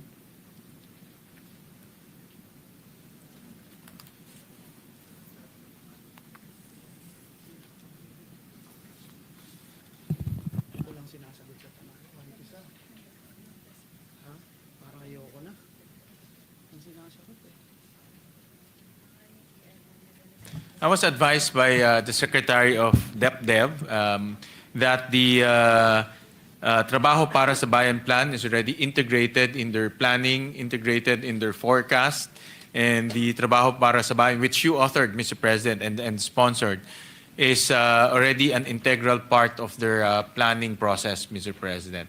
So, and I know that the Trabaho para sa Bayan addresses the issue of job mismatch and also addresses the issue of job forecasting or demand forecasting, Mr. President. Thank you, Mr. President. Let me go to another topic that, of course, Mr. President, I don't want to leave sana itong program convergence budgeting, no? Yung implementation po nito. Pwede ho bang tanungin na lang din, Mr. President, how can government ensure that borrowing supports projects designed for multiple and complementary uses, Mr. President? Kunyari po yung water impounding facilities that can also serve as irrigation sources during dry months, yung pong storage or retention systems during rainy seasons, Mr. President. May we know how can the government ensure na ganito po yung borrowing policy natin, Mr. President?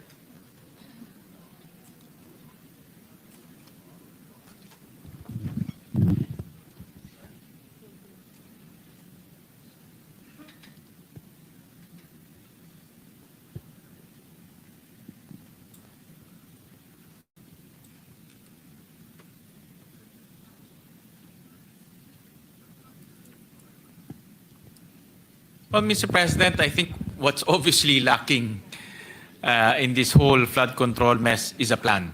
No? Wala tayong plano.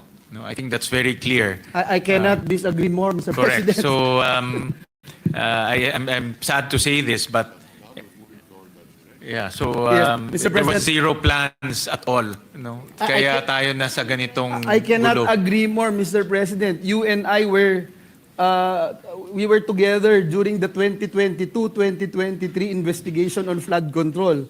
We have been talking about this, that there is no plan. It is not integrated. It is not well thought of, Mr. President. And we have been saying that since 2023. I can attest to that, Mr. President, that you were very vocal in raising the issue that there's no plan whatsoever in addressing the flooding in the province of Bulacan and also in Metro Manila, Mr. President. And sad to say, because of that absence in a plan, nandito na tayo, nagkaloko-loko na, Mr. President. So I think that's the objective of the economic managers now, is to, moving forward, that all of this flood control should be part of a well-researched, science-based master plan, so that we won't waste resources, Mr. President. Thank you, Mr. President. That's the only reason why I wanted to raise this particular question, Mr. President. And if you look at the implementation of program convergence budgeting, Mr. President, it provides an important opportunity to address po itong mga challenges na ito, no? Nakita po natin, for example, by integrating efforts across agencies such as DPWH, DENR, NIA, and LGUs, yung pong program convergence budgeting can help ensure na yung pondo po ay directed to the areas of greatest need, and that the government investments, particularly in climate resilience and flood control, yield the most value for every peso spent. In fiscal year 2026, Mr. President, ang pamahalaan po, nakalagay nga po dito, plans to borrow around 2.7 trillion, if I'm not mistaken, no? With 950 billion pesos allocated for interest payments, about 14% of total expenditures. Please correct me if my data is incorrect. I can see our Secretary of DOF giving me a thumbs up. Mr. President, may we know how can this whole of government approach enhance debt efficiency by ensuring that, again, every peso borrowed yields lasting cross-sectoral value for our people, from water and agriculture to energy, transport, and community infrastructure. Mr. President, just on the program convergence budgeting, Mr. President, that's the moving forward in the plan of the DBM together with the DEPDev to make sure that all of these plans are not only on paper but also executed through wise budgeting, Mr. President. So you're absolutely correct in raising this very important budgeting concept so that we can avoid a lot of those wastages that we saw in the flood control program, Mr. President. Thank you, Mr. President. I will no longer ask questions on foreign direct investments. This was tackled earlier as I was listening, Mr. President, in the interpellations. Mr. President, let me go to one project or one particular law that we passed here in the Senate, which is the Government Optimization Act. Mr. President, over the years, around 1 in every 10 authorized government positions has remained unfilled. Alam po ng chairman natin na ito'y advokasya natin. Inabutan ko pa si then Senator Ralph Recto. Ito'y naging aking advokasya na. In 2026, there has been a modest improvement, Mr. President, with only 7.51% nag-improve finally, Mr. President. A total of 2 million positions unfilled compared to 9% in 2021. This means that approximately 1 in every 13 positions is still vacant, Mr. President. Again, kung matatandaan nyo po, laging 1:10. For every 10 positions, vacant po yung, hindi po napupunan yung isa. Ngayon po, 13 na, so nag-improve by 3 positions. Finally, Mr. Chairman, natatawa ka kasi every year tayong dalawa, lagi tayong magkatabi pag pinag-uusapan ho natin ito. So, Mr. President, with the recent passage of the Government Optimization Act, how is this expected to reshape the landscape of authorized positions across government agencies, Mr. President? That's an excellent question, Mr. President. Well, just to report to His Honor that in the 2026 budget, there's a 10 billion peso allocation for government optimization under the MPBF. And I believe this will fund the necessary amounts to operationalize the government optimization. Let me just get back to the status, Mr. President. I think, Mr. President, if I may clarify the good chairman, I think it is for the job orders and the contract of service, yung 10 billion. If I'm not mistaken, it's not for the... No, it's for everything, It's Mr. for President. everything. So, Mr. President, and I have good news. Tomorrow, the IRR for the government optimization will be released. I was about to ask that question. Thank you, Mr. Thank President. you. And thank you for asking that, Mr. President, because in the review of the budget, marami ho kaming nakitang mga agencies na obsolete na or redundant o mga agencies na kaya nang gawin ng private sector o kaya nang gawin ng industry as part of their self-regulation. Hindi naman ho kailangan ng gobyerno to regulate everything. The industry can regulate themselves. No? So, in the review of the budget, we see a lot of agencies na sayang lang ho yung pera dahil nagiging redundant o hindi na ho kailangan yung agencies. And we'll submit to the DBM our own findings and recommendations so that they can analyze and review these agencies, and then they can optimize the government by merging or abolishing or collapsing some of these agencies. Thank you, Mr. President. Para hindi po tayo tumagal, siguro pwedeng kahit makahingi lang po tayo ng initial assessment doon po sa mga... Wala pa rin po yun. Wala pa, Mr. President. So, start pa lang ang maganda. May funding na, may IRR na bukas. Kasi alam ko nung tinap ako to sponsor the measure, may mga pag-aaral na noon eh. Yung time na yun. May mga initial estimates, I think, Mr. President. I remember that interpellation. But we will get some definite answers in the next few weeks, Mr. President. And you were saying, Mr. President, that the IRR will be signed soon because... Tomorrow, Mr. President. Tomorrow, Mr. President. Issued tomorrow. Sotomayor. That's very good news, Mr. President. And you made mention, Mr. President, no, because under the law, it mandates COEB, or the Committee on Optimizing the Executive Branch, to conduct a strategic review of executive agencies to evaluate their roles, functions, effectiveness, identify inefficiencies, and recommend reforms to enhance efficiency, coordination, and alignment with national development goals. May mga low-hanging fruits po na nakikita na tayo, tumatango po si Secretary Mina. For example, Mr. President, yung optical media board. Ano pa bang pwedeng gawin ng optical media board? Pwede pa ho ba silang gawin?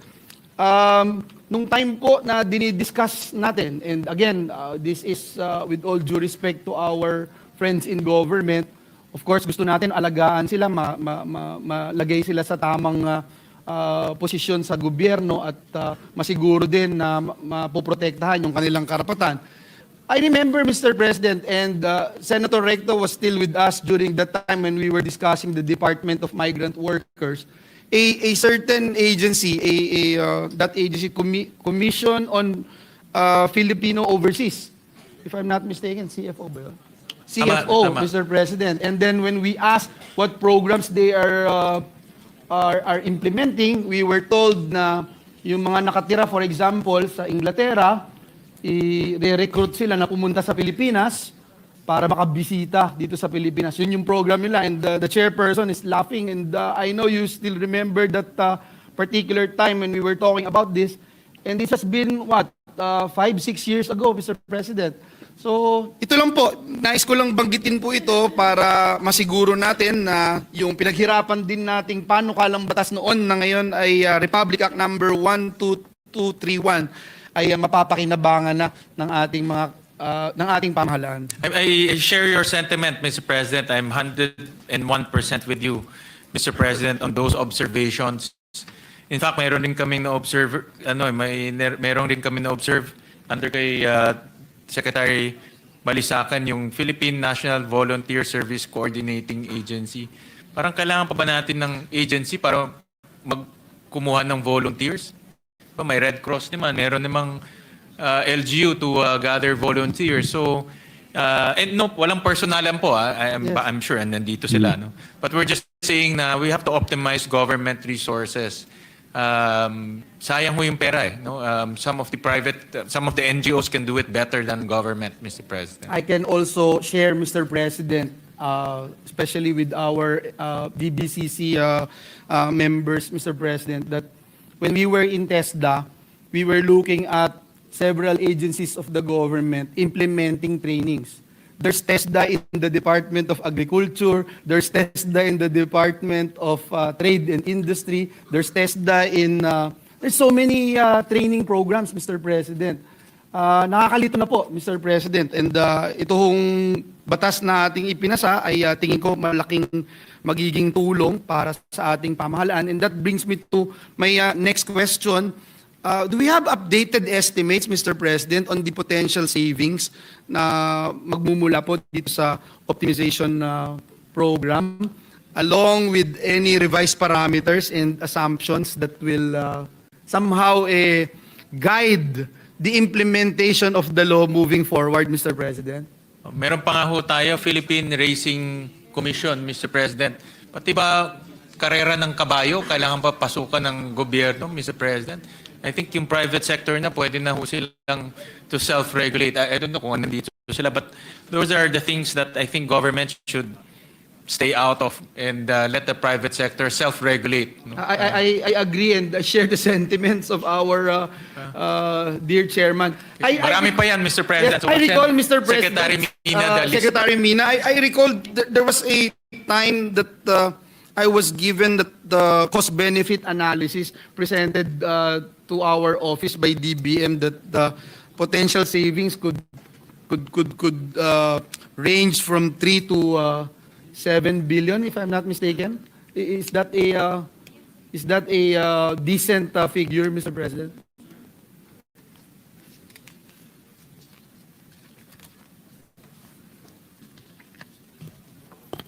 Mr. President, I was just informed that the initial estimate is between 750 million to 2 billion savings a year, Mr. President. Okay.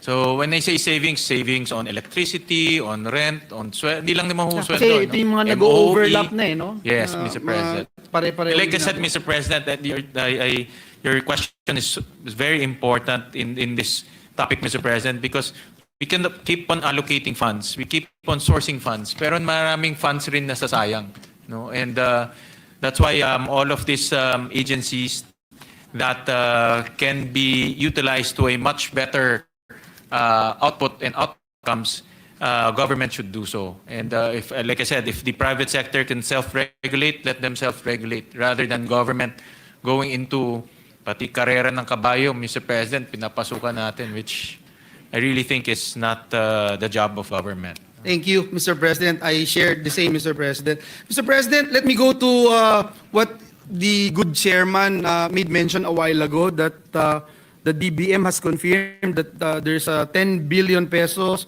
has been allocated in the 2026 proposed budget under the MPBF for the implementation of the Government Optimization Act.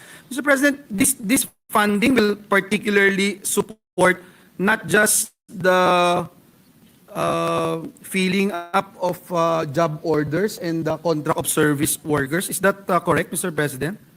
Mr. President, it will fund various activities in the optimization implementation. For example, hindi naman ho magtatanggal lang ng tao, no? We can government's aim is to put them in the offices and agencies that are needing more employees, Mr. President. So we will also create positions. We will also promote certain positions. So all of these things would be part of that 10 billion. Mr. President. Thank you, Mr. President. Just so we can appreciate all the more this particular topic, Mr. President. In June 30, 2025, the government employs a total of 919,868 job orders and contract of service workers. Believe it or not, Mr. President, and you are aware of this, I have been perennially every year raising this particular issue. There's a slight decrease from the previous year's figure. 939,000 po dati, 771. So may slight improvement. Nakakatuwa kahit papaano, Mr. President. But if I share with you my personal experience since 2017, I remember 2017 when I took the cudgels of raising this particular issue every single year. In 2017, there's only about 657,067 job orders and contract of service. Again, this June 30, 2025, that's 919,860. Mr. President, with this in mind, are there specific government agencies foreseen as likely to somehow implement this initiative first, given the image, Mr. President, and the large number of JOs and COS workers they currently employ? I thank the good gentleman from Bulacan for consistently raising this issue, Mr. President. In fact, we missed you during the budget hearing of the Civil Service Commission because we also raised this issue to them that yung mga GOs and contract of service po natin does not receive the same benefits, and most especially the security of tenure compared to the similar positions compared to the other civil servants who are doing the same responsibilities as them. So, in other words, the same responsibilities, but no security of tenure, even no benefits, Mr. President. And this should be addressed and looked at holistically, Mr. President. And I'm sure the Secretary of the DBM is also here. And it's good to recommend to the Secretary to make this as part of the optimization conversation and topic in the optimization. Because while we are optimizing government, we should also look at how to improve the morale of our existing JOs and COS by making sure that they have security of tenure and also the benefits that they deserve. No? So dapat tignan lahat ho to, hindi lang ho yung optimizing the government, Now, Mr. President. when you made mention, Mr. President, of that constitutional provision about security of tenure, I remember debating countless number of hours, defending the ending endo bill. I remember Senator Recto was still with us then. Senator Recto even mentioned, I distinctly remember Senator Recto raised that issue, that the number one violator of endo is the government. And it was very hard for this representation to defend that bill. But we were able to pass it here in this August chamber on third and final reading, only to be vetoed after being part of the priority measure of the previous administration. But again, Mr. President, I asked this question and muli kinakalampag natin yung mga iba't ibang ahensya ng pamahalaan. Yung top 5 agencies, Mr. President, DPWH, 41,227 JOs and contract of service. Hindi ko alam bakit ganun kalaki. Gagawa at gagawa rin naman talaga sila ng roads, magme-maintain ng roads, gagawa ng bridges. Pero ito, ganito na ho lagi ito, no? Hindi ko alam kung bakit. Baka ghost po, ghost. Ghost, kaya ganito. Hindi ginagamit dahil ghost pala yung pinapagawa. Department of Health has 23,824. Department of Social Welfare and Development, 22,412. Department of Education, 18,781. DENR, 9,319, Mr. President. Just to put that on record, Mr. President, and I think you and I, Mr. President, know very well that ever since we raised this issue, we do it not only in a general perspective, but also with the different departments and agencies of the government. Again, once again, I thank the good gentleman from Bulacan for consistently raising this very important issue. Unseen, unheard pa nga, but very important. And unseen and unheard because these are job orders and COS. So meaning they can be relinquished from their jobs at any time, Mr. President. And I was assured by the Secretary of the DBM that this will be part of the agenda of the optimization team, Mr. President. And because the optimization will also look at the entire picture in terms of how to address issues of job orders and contracts of service and also unfilled positions, Mr. President. But just to put things in proper context, Mr. President, in the share of the number of JOs and COS, it's the LGUs that command a bigger share. About 70% of the JOs and COS are with the LGUs, Mr. President. So the balance will be distributed to the national government and SUCs, Mr. President. So dapat mapasok natin yung LGUs in that conversation, Mr. President, in that discussion. I agree, Mr. President, no? But I think both. Yes, definitely. Both are, we're not pointing violators, fingers. Mr. President, Yes, definitely. of our security of tenure policy as stated in our Constitution. Mr. President, let me go to my last and final topic, which is jobs, Mr. President. Our unemployment target for 2026 to 28 is between 4 to 5%. May we know, Mr. President, has the rise of artificial intelligence technologies already been considered in this projections, particularly with the potential displacement of workers due to automation and AI? Let me put on record, Mr. President, the World Economic Forum, the WEF's Future of Jobs 2023 report forecasts that AI will transform the global labor market, potentially leading to a net loss of 14 million jobs by 2028, while AI is also projected to create 60 million new roles.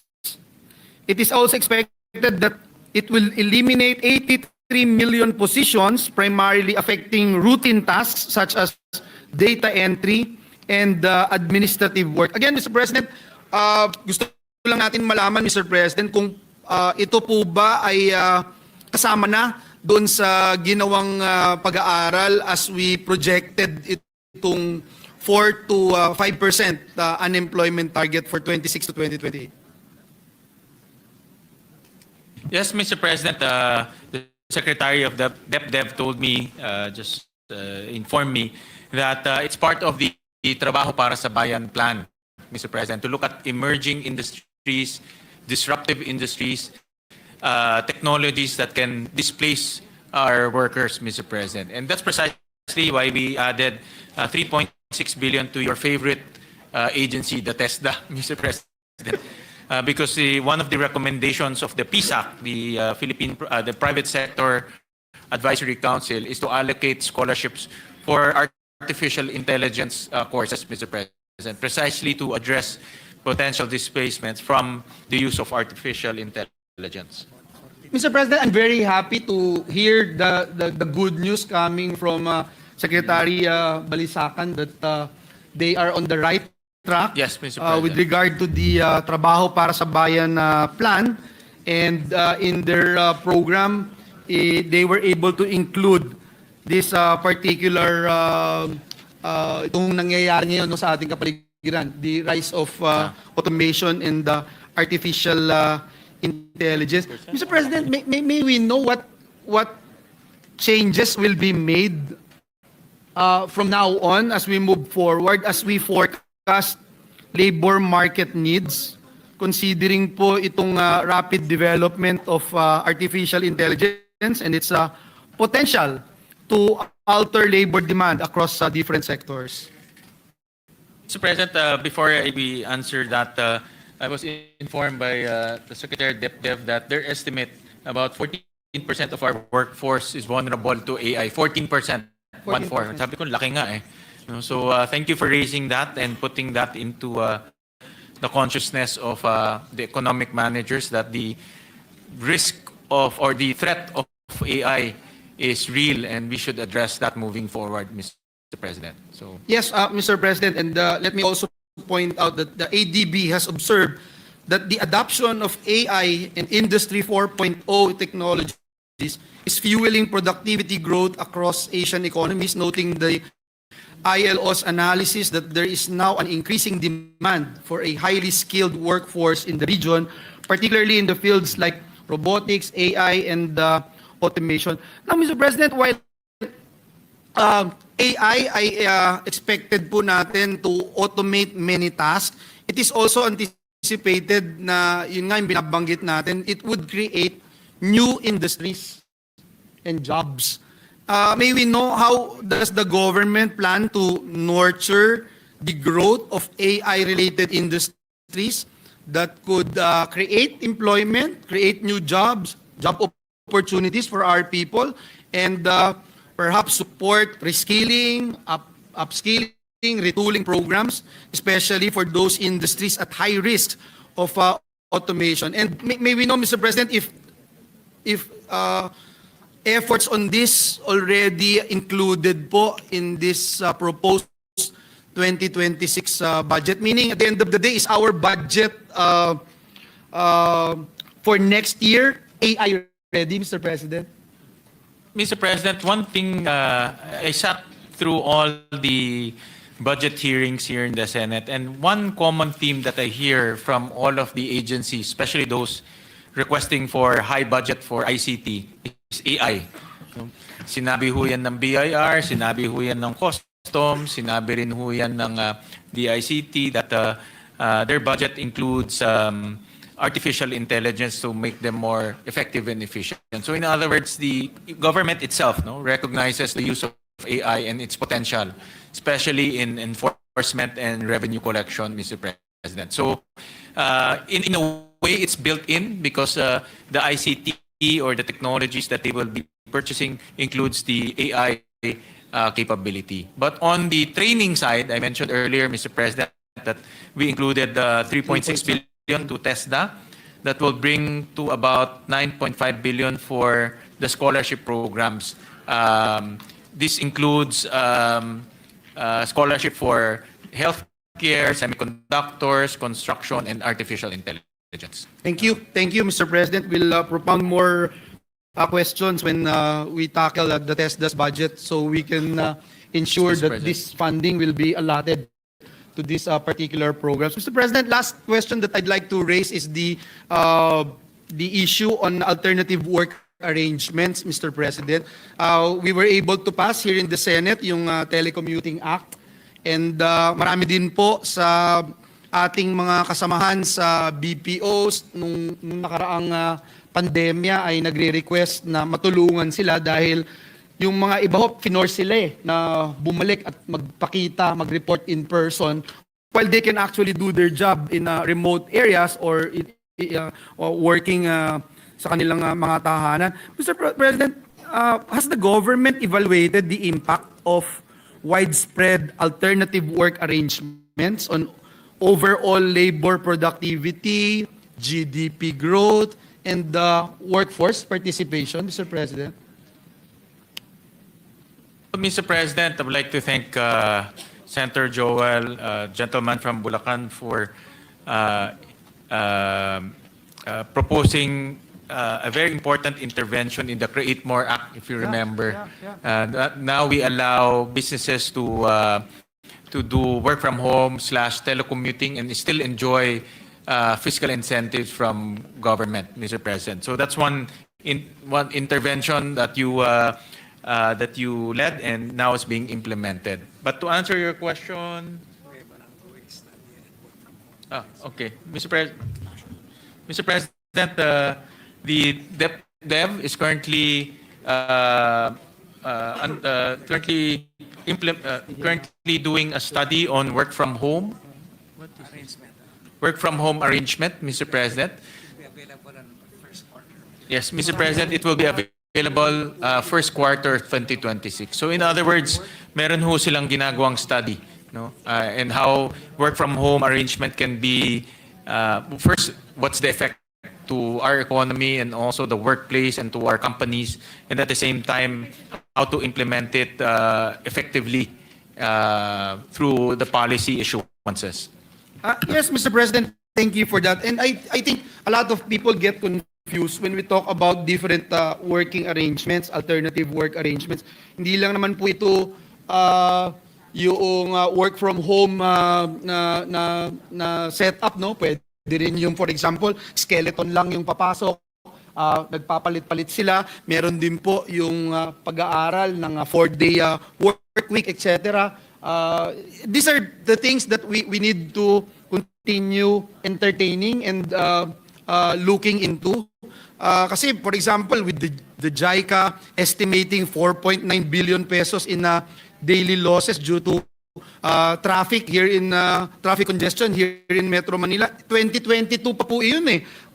So ang tinatanong ko lang din po is sana na-assess din po natin itong mga bagay na ito. For example, yung particular example na yun, have we assessed how alternative work arrangements can actually help these losses at may mga iba pang po pwede nating gawin, Mr. President? Mr. President, those are now ongoing studies that DEPDev is doing, and they recognize the potential of what they call flexible working arrangements, Mr. President. And the study will be out first quarter of next year, Mr. President. Thank you, Mr. President. That would be my last question. And let me also point out, Mr. President, what Finance Secretary Recto mentioned in the 2026 national budget, that it will focus on projects with the highest multiplier effect. And we completely agree. Government expenditure should result in a larger overall increase in economic output and job creation. And for this representation, Mr. President, in order for us to see and measure this representation suggests that in the next budget cycles, agencies must include employment impact assessments patterned after the International Labor Organization's format for various programs, activities, and projects of government. Said assessments must include both the quantitative number of jobs created as well as the qualitative effects, types and quality of jobs created, of the employment generated. Sa ganito pong paraan, masisiguro natin yung bawat pisong pondo na inilalaan po ng gobyerno ay makakatulong po sa pagpaparami ng trabaho at pagpapataas ng antas ng pamumuhay ng bawat Pilipino. Again, maraming salamat for your patience, Mr. Chairman, Mr. President. Maraming salamat po sa DBCC family. Maraming salamat, Senator Joel, for those interventions and suggestions. Maraming salamat po. Thank you, Mr. President. Next to interpolate. Majority Leader. Thank you, Mr. President. Next to interpolate on the general principles is no other than our distinguished colleague from Tarlac in Central Luzon, Senator Rodante Marcoleta. Senator Dante Marcoleta is recognized.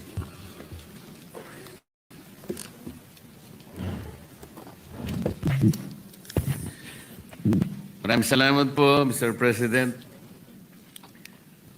Mr. President, noong mga nakaraang briefings po natin sa mga departments, nagkaroon po ako ng pagkakataon na i-discuss yung dynamics po ng ating 2026 budget. Nandito naman po ang ating kaibigan Secretary Recto. Kung hindi po ako nagkakamali, I did ask him about the consequences of the 6.7 trillion budget.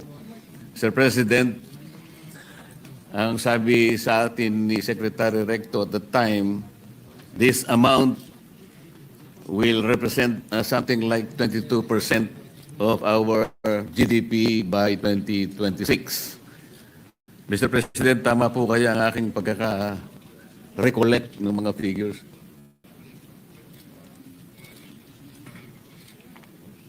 Tw- 21.5% of our GDP, Mr. President. That is the exact figure. So halos ganun din po. Halos ganun rin. Halos pareho kasi lang.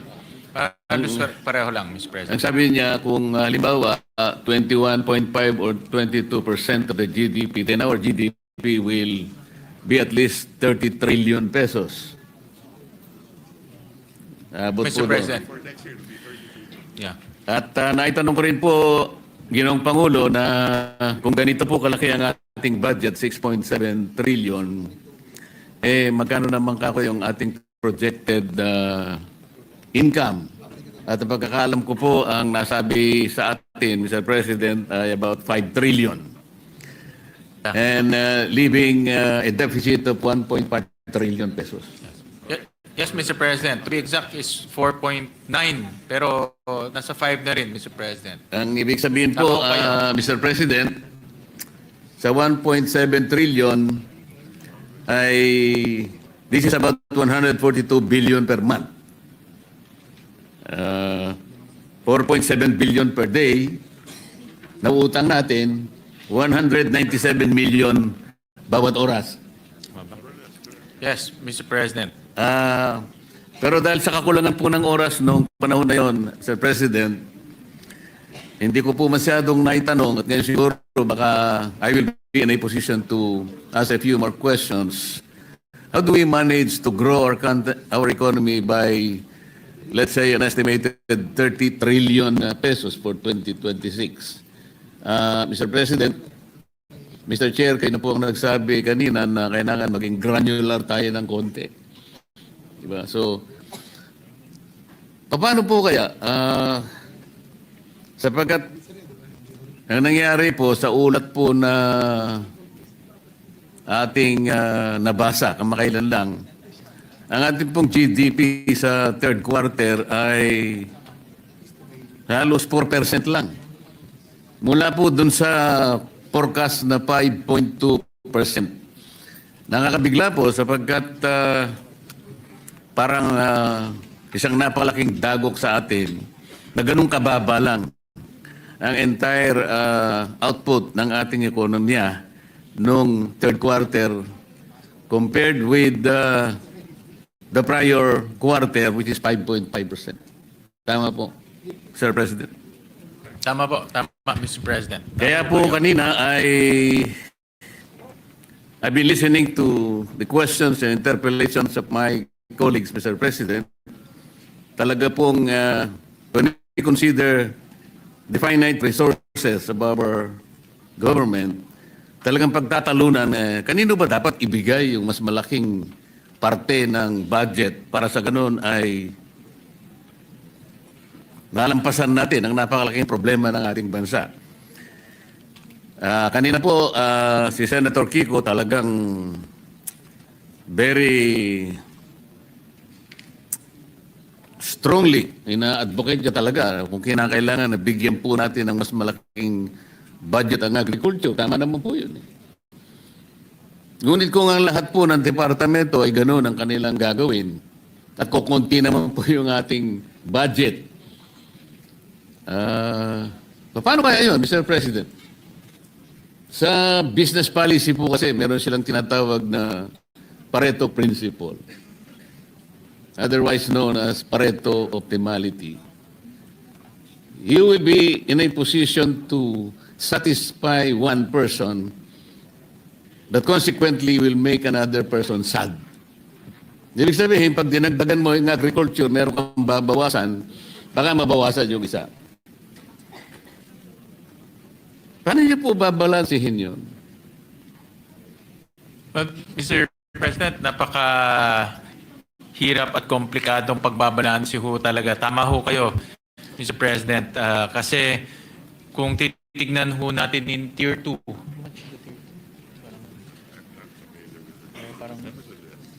sa dami hong pangangailangan po ng ating pamahalaan ay talagang iilan lang po ang nabibigyan ng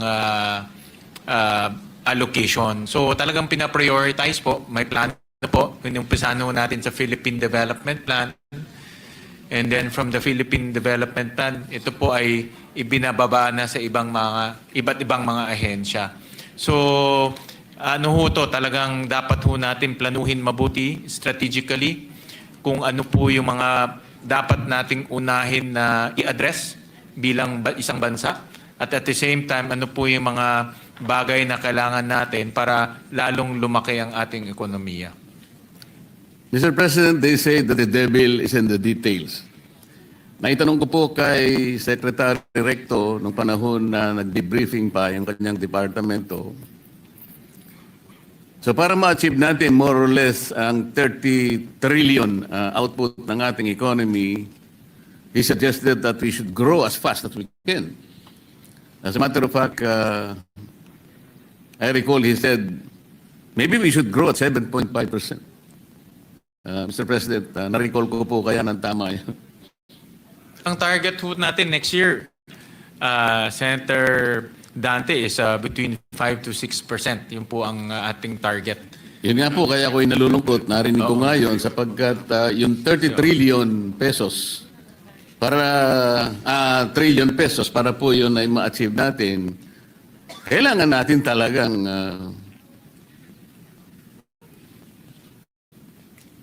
maitaas, maiangat ang ating ekonomiya na mas mabilis kaysa doon sa ating pagpupunyagi na mapanagutan ng ating mga utang. Mas mabilis dapat yung pagsulong ng ekonomiya. Kaya sabi ni Secretary Recto, at least 7.5% or even more.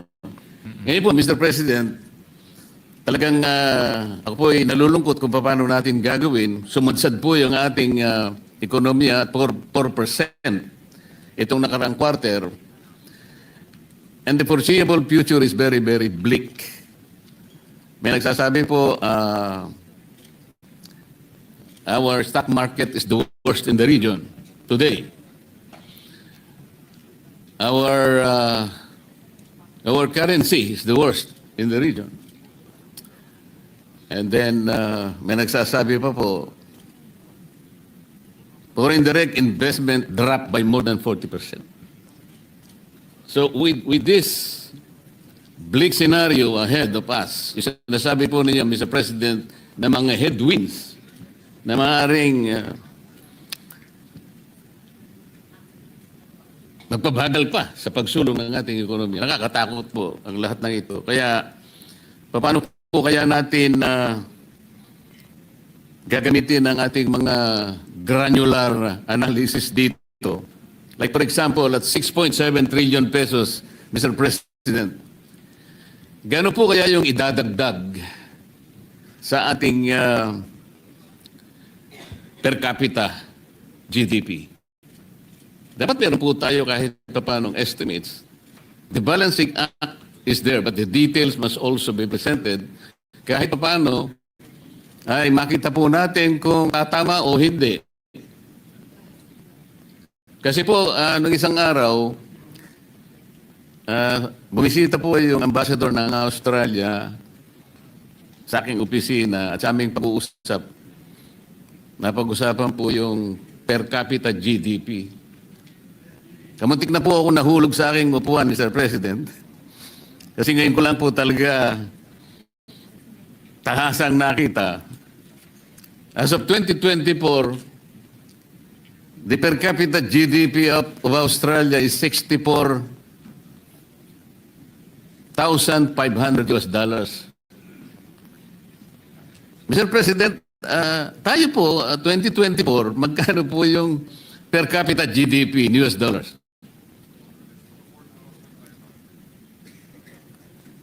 So kung 4,500. 4,500 Narinig ko. US dollars, Mr. President. $64,500 per capita Australia. Tayo po ay 4,000. Malayo pa, Mr. President.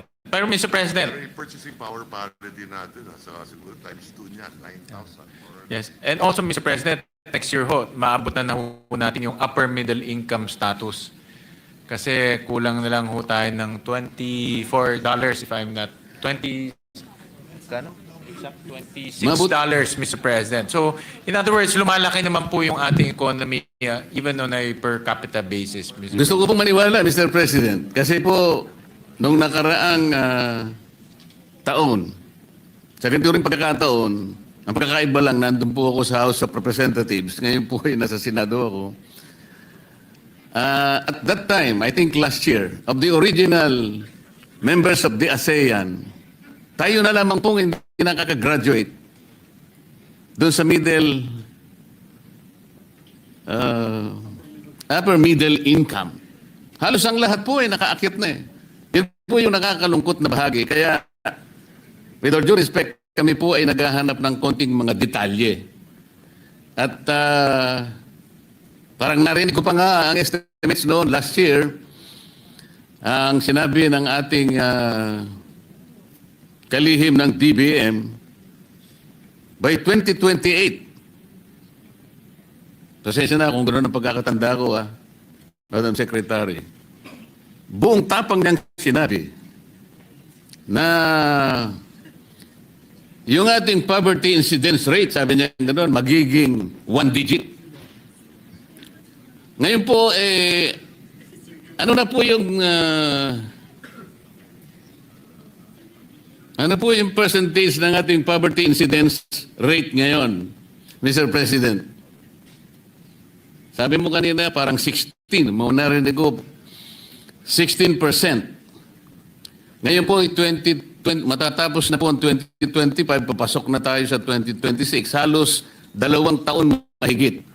Kung ang projection is for the country to achieve a 1-digit poverty incidence rate, maganda po sana ngayon. Palagay niyo makukuha po natin yun, Mr. President?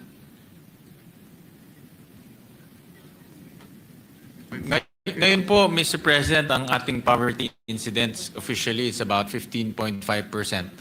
Ang target po is single digit by 2028. So, base po sa mga analysis ng DEPDev, kaya naman po umabot ng single digit by 2028. Kung ang takbo ng ekonomiya natin ay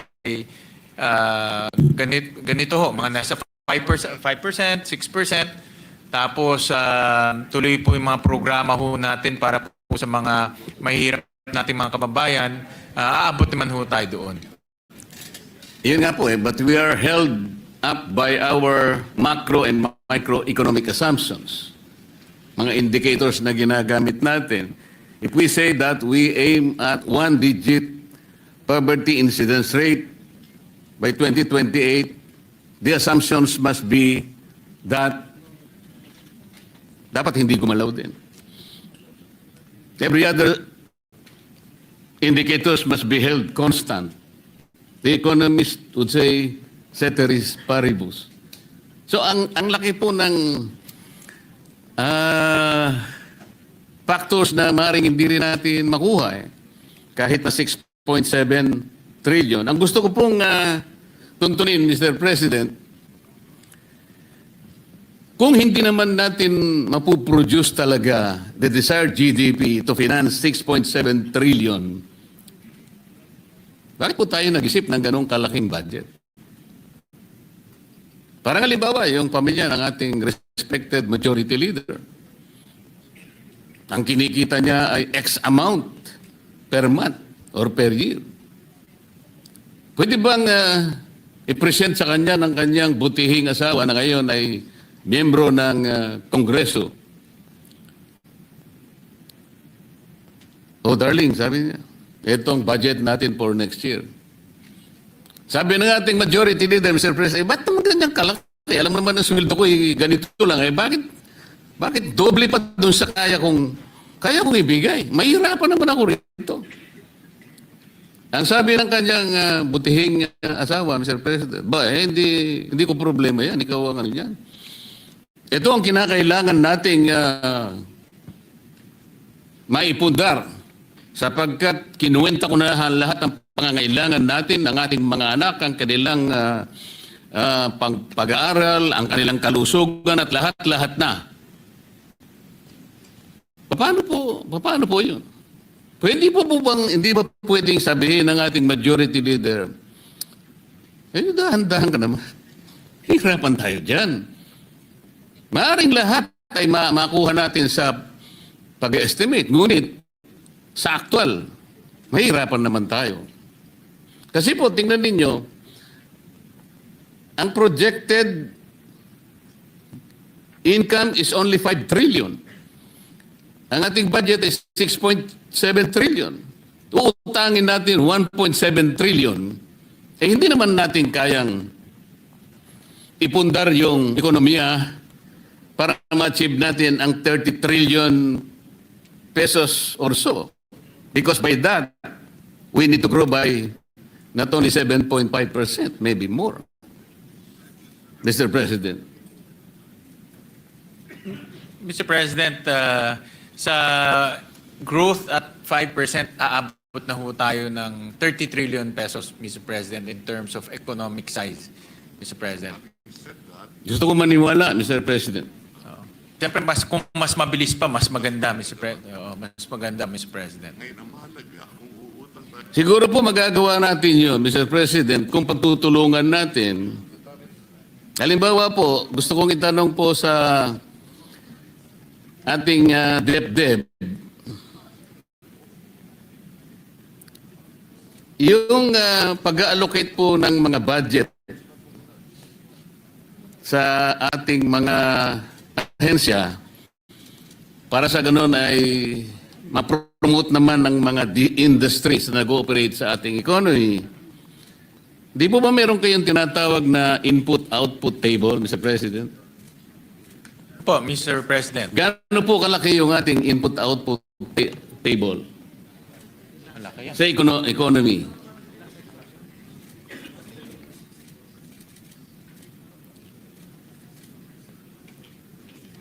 Mga 64 sectors po, Mr. President.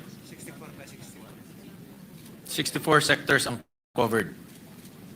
Parang hindi po accurate kasi 64 by 64, Mr. President, to be accurate about it. kasi in the late 80s parang 200 by 200 po eh. Can you check your data? You might be referring to subsector. Yes, yun po yung subsectors, Mr. President. The entire economy, 24 Mr. President. by 240 by 240. Yung Okay, that's subsectors. more accurate. 245 by 245. Importante po kasi yun, Mr. President, because doon sa input-output table, makikita po natin ang mga industries that influence each other. Doon makikita natin, alin ba yung dapat nating i-promote? Alin ba dapat nating supportan because it affects and it influences maybe more than the others? Para sa ganon, malalaman natin kung talagang may hit natin ng target o hindi. Because kung sinuportahan natin yung industry, pag tiningnan nyo po sa inyong table, tatatlo lang naman palang industry ang kanyang pwedeng suportahan. Pwede ba nating malaman ngayon, ano ba yung mga industries, for example? Somebody said that construction industry is the only one na parang bumagsak ngayon. Kasi nga, ang nangyari, siguro dahil nga sa iskandalong dinulot po ng flood control, medyo atubili ngayon ang lahat ng industry na may kinalaman sa public and private construction. Pati construction activities might be delayed, pati procurement. So, pati ang mamumuhunan dyan, ilan po ang mga industries na affected kung bumagsak ang isang industry kagaya ng construction industry? Ito po kasi yung dapat nating makita eh. Imbes na pinag-uusapan po natin ay kung ano-ano, wala naman po kaming nakikita kung saan papunta po yung perang ilalagay at ilang industry ang maapektuhan, and that industry will be able to capacitate or even influence the growth of another and vice versa. Wala po kaming ganong idea. And no one even presented para sa aming kaalaman, kahit na po siguro in general terms, para makikita po natin, and even in the matter of deciding where to invest our finite resources, the Senate will be guided, Mr. President. Tama ho kayo, Mr. President. Itong nangyayari ho sa ating ekonomiya, lalo na yung pagbagal po at 4%, isang dahilan ho dyan ay yung construction industry. Nabanggit ko nga ho kanina. At marami ho itong kasing konektadong industriya. For example po, mga hardware, delivery trucks, yung mga nagtatrabaho po sa mga delivery trucks, yung mga nagtatrabaho po sa hardware, of course, yung gumagawa ng bakal, gumagawa ng semento, gumagawa ng kahoy, gumagawa ng pako. Marami pong konektadong industriya po sa construction industry. Kaya yan po ay isa sa pinaka malawak na industriya sa ating bansa. Dahil hindi lang naman po gobyerno ang nagko-construct, pati private sector ang nagko-construct.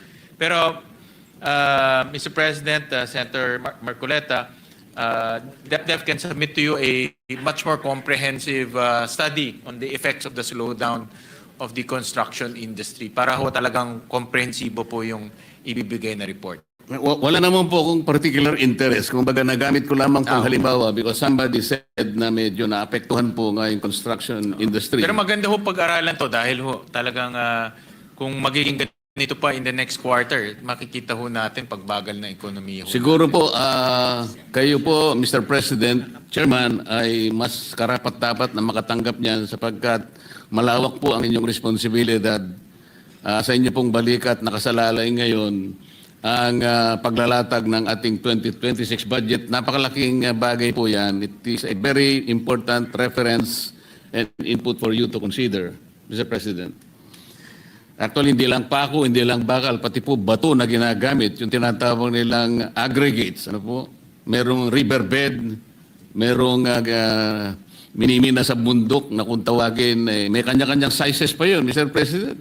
Meron G1, meron 3/4, meron 3/8, maliban pa yung Porac sand na kinukuha sa Porac, Pampanga, yung mga tailings, lahat ng ito eh. Dikit-dikit po yan kasi. Kaya po kung walang maliwanag na larawan kung paano ang bawat industry ay nagkakaroon ng epekto sa bawat isa, kung paano ang isa ay nai-impluensya ng bawat isa, medyo parang hindi namin masundan kung paano talaga natin makukuha yung minimithi nating mga targets upang sa ganun ay matustusan natin ang napakalaking budget na nailatag ng ating pamahalaan. Kaya po, medyo may konting duda lang po, Mr. President, kasi po may mga taong kinikilala naman sa ating lipunan, lalo po yung nasa business sector. Halimbawa po yung PCCI, the Philippine Chamber of Commerce and Industry, yung kanilang president na si Enonina Mangyo. Sinabi po niya na anemic po talaga yung 4% GDP growth eh. At sabi niya, it's a wake-up call and reflects the challenges confronting key sectors of our economy. Ito po kanya ay it is the weakest output since the 3.8% contraction of the economy na inapektuhan po ng pandemic. Sinabi pa po niya, Mr. President, MSMEs continue to struggle with high cost and limited access to financing. Manufacturers face rising production costs and logistical constraints. And our agriculture sector still needs stronger support to improve productivity. Ito po yung kanilang mga saloobin at mga pangamba. Yun naman pong chair ng Federation of Philippine Industry, Elizabeth Lee, noted that the Philippines has been grappling with investors' risk aversion. Ito yung problema po eh. People are spending less as prices bite and confidence dips. So hindi lamang po kami na nandito, tayong lahat na nandito sa Senado, Mr. President, kundi mga kinikilalang mga figura, mga industry captains ang nagpapahayag po ng pangamba kung saan patungo po ang ating ekonomiya. Si Alfred Panlilio po, na presidente ng Management Association of the Philippines. This is definitely very concerning, sabi po niya. He was referring to the 4% growth na talagang ikinabigla nating lahat. Ang sabi pa po niya, in my view, it is all about confidence in the country with all these corruption issues coming out. Mr. President, pati ang European Chamber of Commerce of the Philippines, ang sabi niya, as a consumption-driven economy, we see the recent crackdown in corruption as a contributor to the slower than normal growth due to cancellation of government projects. Ito po yung sinasabi natin kanina, dahil nga po sa maanumalyang pagpapatupad ng flood control projects, ay talaga pong naging negatibo ang pananaw ng napakaraming leaders ng ating industriya. Mr. President.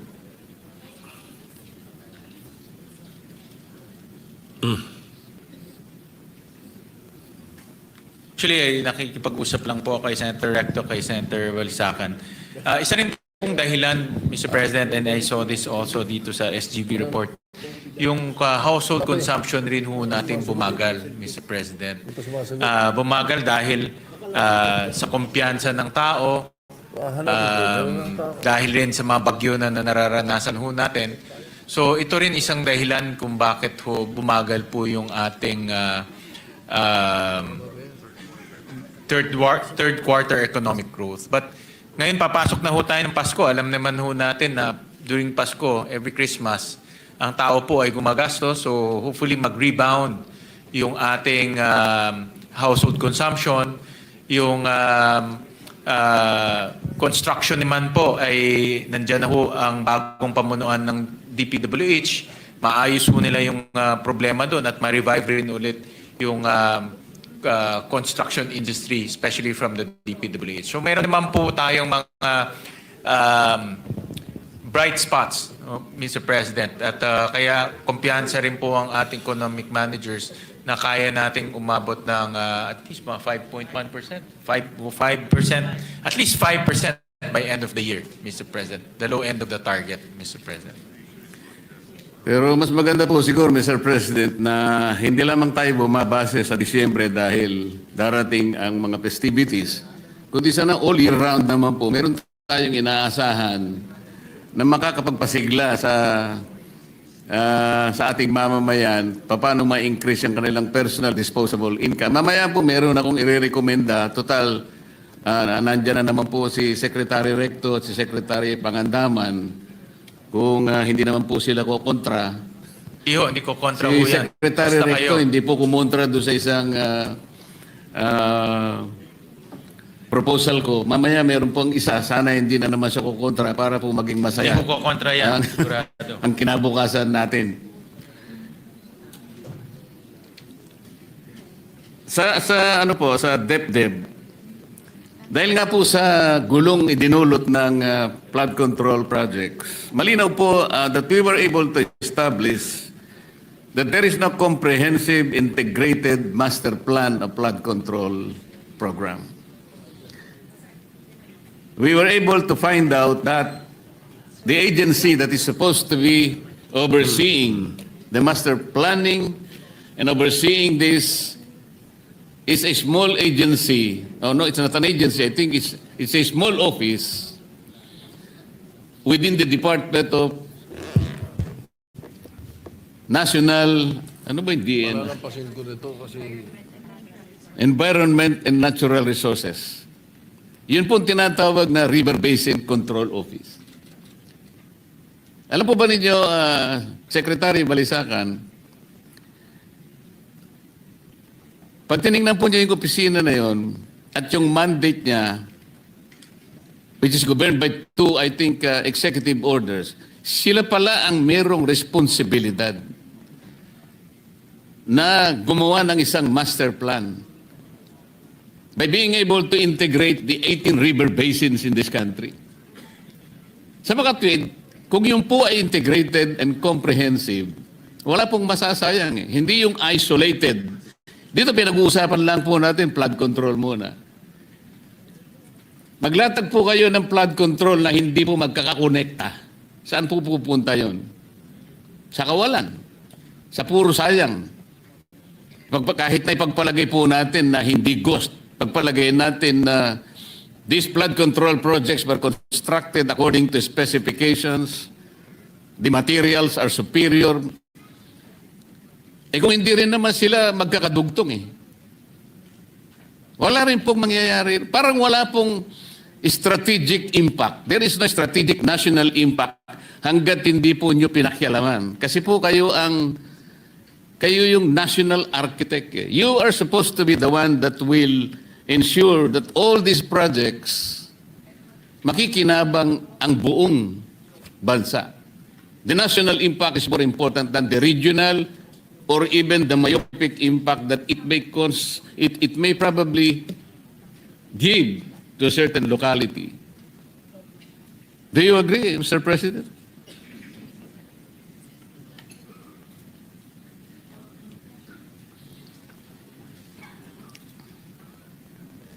Yeah.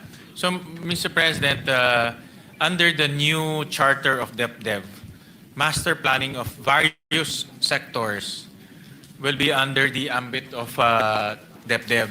So meaning they will now oversee the master planning of, for example po, itong mga flood control projects, different river basins, and to make sure that the culture of planning is implemented and practiced in across different agencies, Mr. President. So not only on paper, but really on action.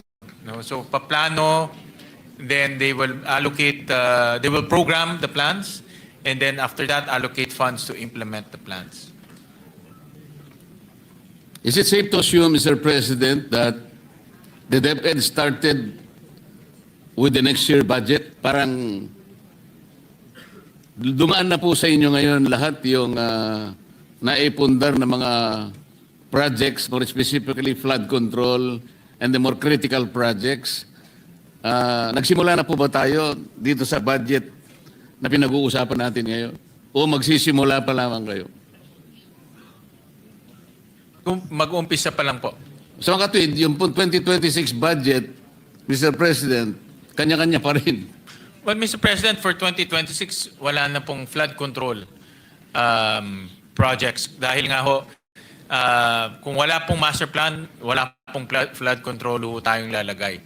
At doon po sa mga ibang sectors na kailangan din po ng plano, yun po yung inuumpisano nila. Marami ho kailangan ng plano kasi dami ho tayong ginagastos .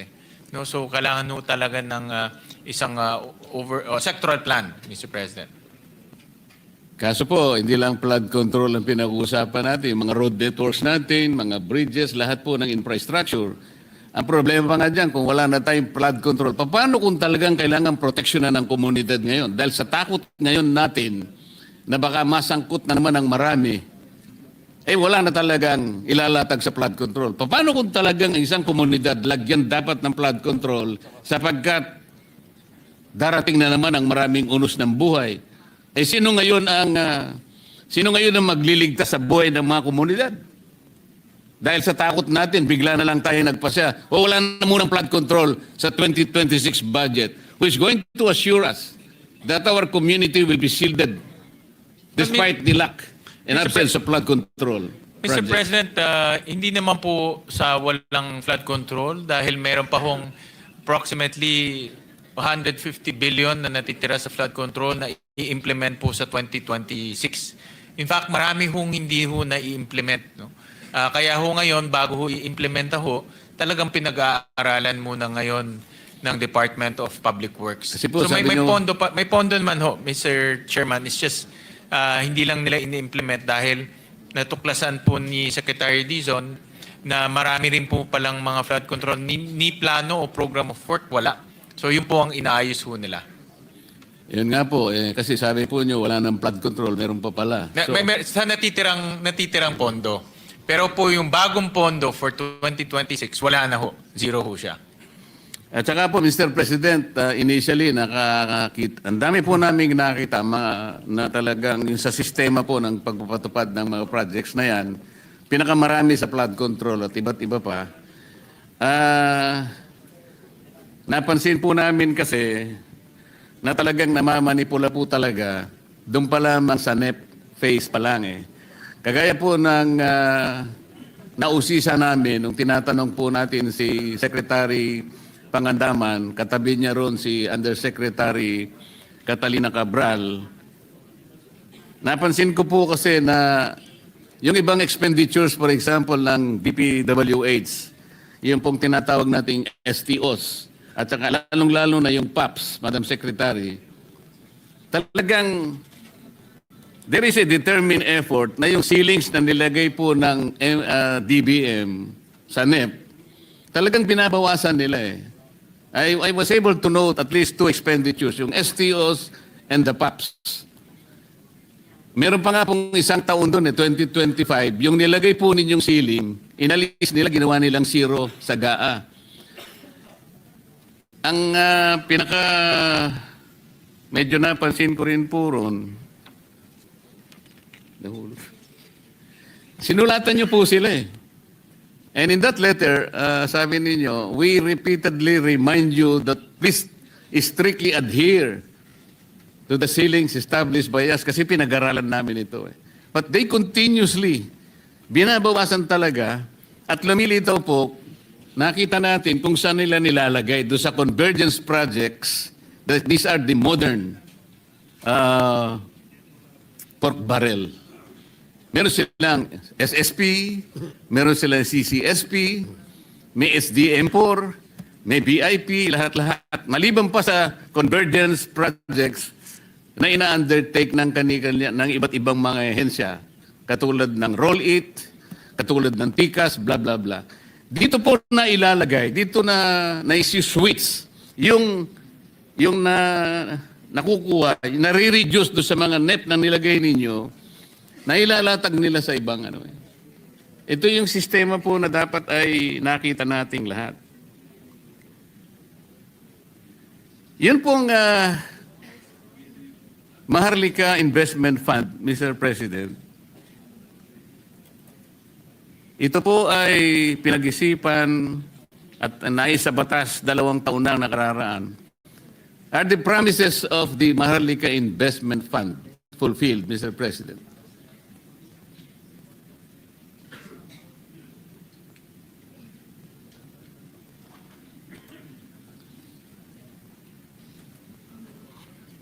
Baka mawala yung...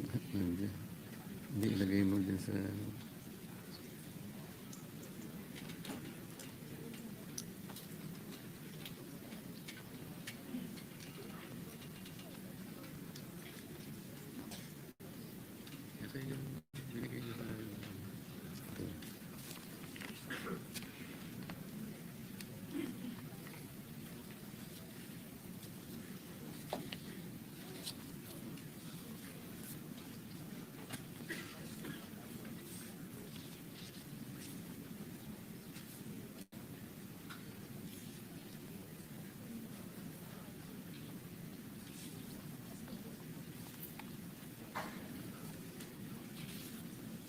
Yung Maharlika, yung binigay mo sa akin kanina.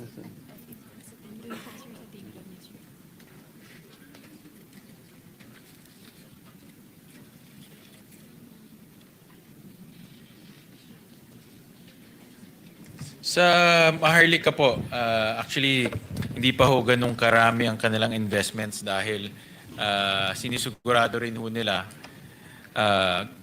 Mr. President, na yung kanilang investments ay siguradong una-una will contribute to nation building at pangalawa po will yield to returns for the Filipino people. So yung mga na-invest ho nila ngayon, meron ho silang investment sa ATI, yung port operator dito sa ating bansa.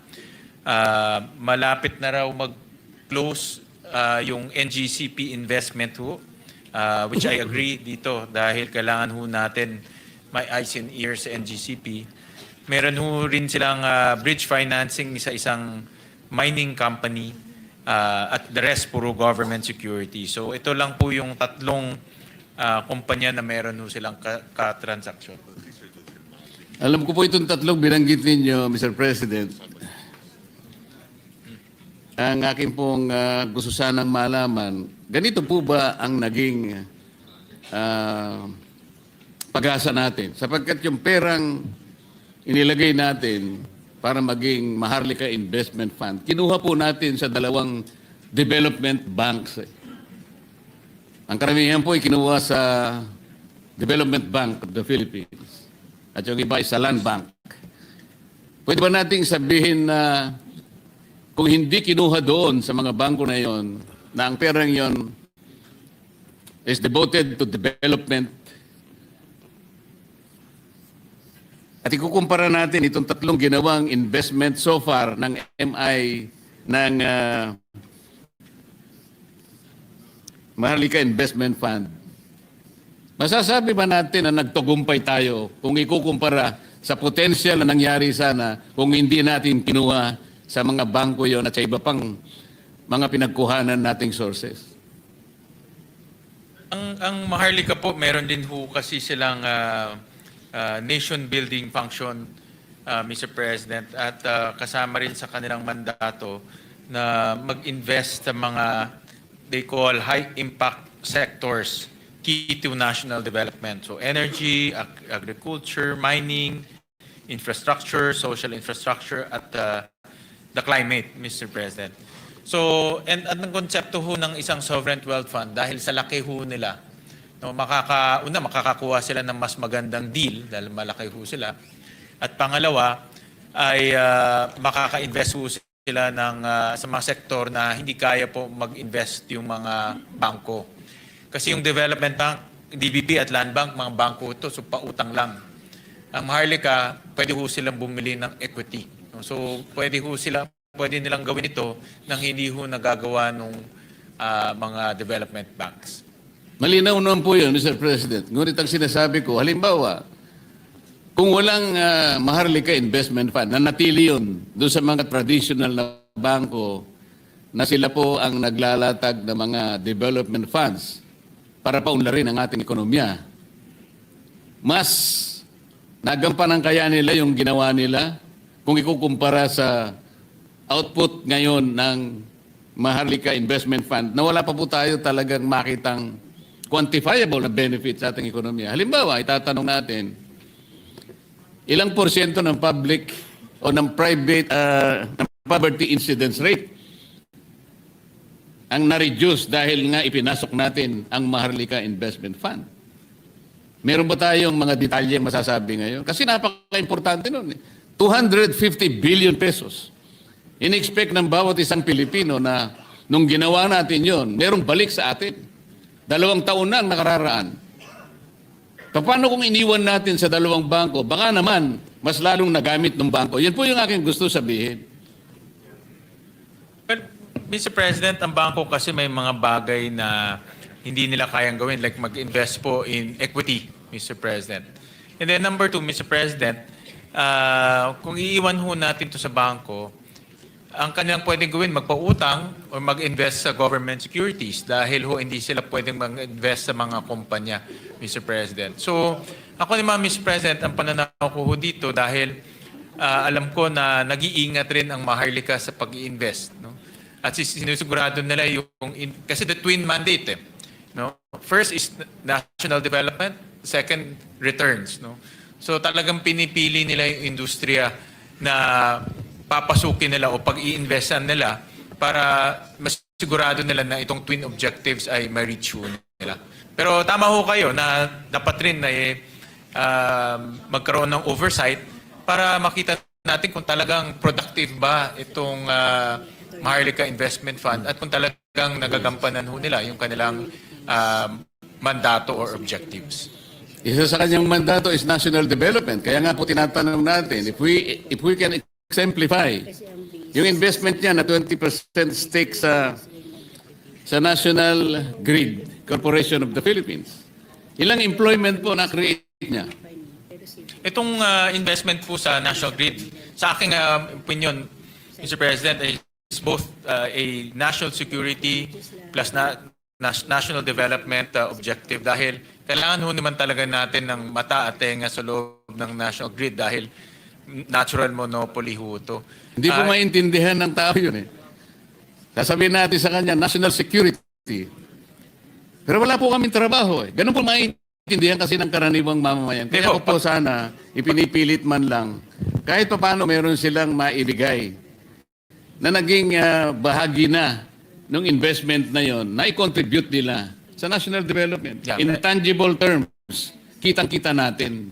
Kasi po, ang ating pinagsisilbihan, mamamayan mahihirapan sila na intindihin under the context of national security, hindi po niya mapoprocess yun. Kita po naman ho, pag nag-invest rin ho sila sa National Grid, at mag-expand po yung national, pwede na ho nilang itulak yung expansion ng mga transmission lines ho natin. Kasi kung matatandaan ho natin, napakadami pong delayed transmission lines dahil sa management ng National Grid.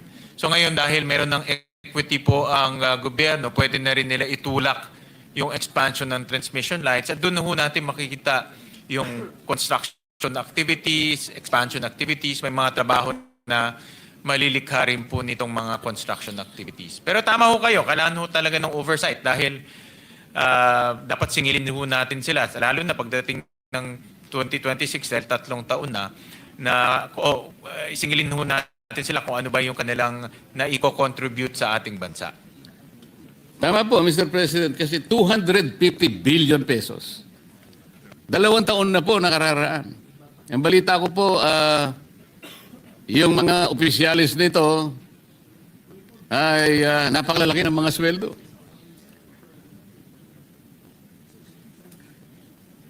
Kailangan po ay masulit natin. Sapagkat napakalaki ng kanilang mga monthly salaries.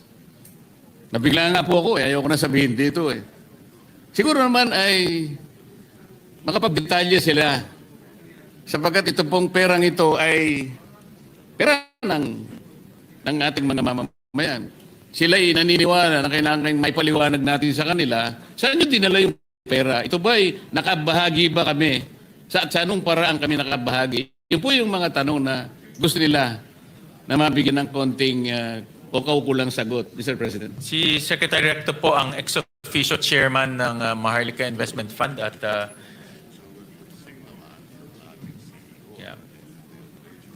nakikinig ho siya na sinisingil na ho siya ng Senado at ni Senator Marcoleta kung ano na po ang contribution ng Maharlika Investment Fund sa ating bansa. Ang sinisingil ko po, Mr. President, yung CEO, hindi po yung chairman. Well, yung management, the board and the management, Opo. Mr. President. Pupunta na po ako sa sinasabi ko kanina na ako po yung natuwa nung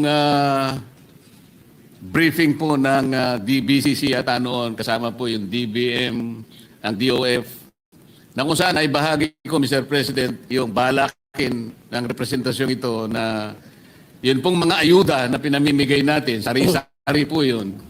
May AKAP, may AIX, may TUPAD, may MAIP, may kung ano-ano. Nakwenta namin ni Secretary Recto 194 billion pesos for 2025. Hindi naman natin masyadong mapiho kung talagang Yun ang naibigay talaga sa kinaukulan. May record, ngunit talagang hindi natin matukoy talaga ano ang ibinunga sa mga nakatanggap kung ilan man. Kaya naimungkahi ko po na in-index ko na lamang po sa, sa paggamit ng elektrisidad. Doon nga sa bill ko, sabi ko kung ang isang tao ay if a household consumes, let's say, 200 kilowatt hours per month, yun po i-subsidy na natin yun, libre na natin yun. Ang mabe-benefit po nun ay about 5.5 million households, approximately 25 to 27 million poor Filipinos. Ako po natuwa sa Secretary Recto, sinuportahan niya po yun. Sabi nga niya, dadagdagan pa natin yan.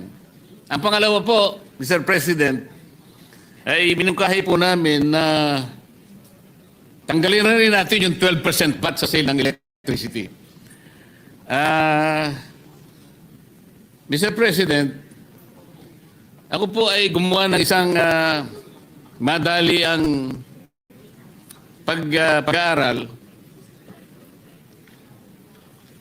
Tinangka ko pong hanapin kung merong correlation po yung gross value added ng manufacturing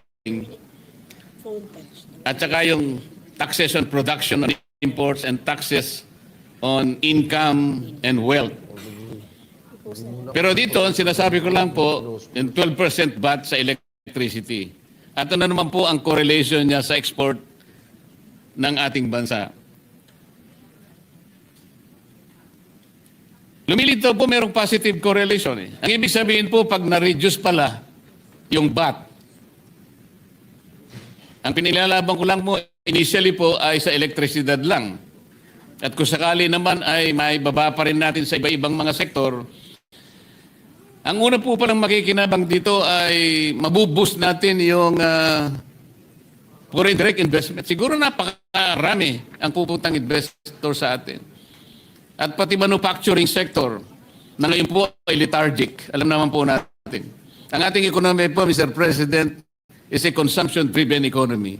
Kapag ang manufacturing po ay napasigla natin, baka yung pong pinapangarap nating 7.5% to hit the GDP target of 30 trillion, baka po maging times 3 pa yun. Dadami po yung negosyo na pupunta sa ating bansa. Yung mga negosyong maliliit, bababa ang production cost. May kinalaman po kasi yun, Mr. President, doon sa declared policy po ng batas. Halimbawa po yung Section 2, Paragraph C ng IPIRA, sabi niya to ensure transparent and reasonable prices of electricity in a regime of free and fair competition and full public accountability in order to achieve greater operational and economic efficiency, to enhance the productivity or the competitiveness of Philippine products in the global market.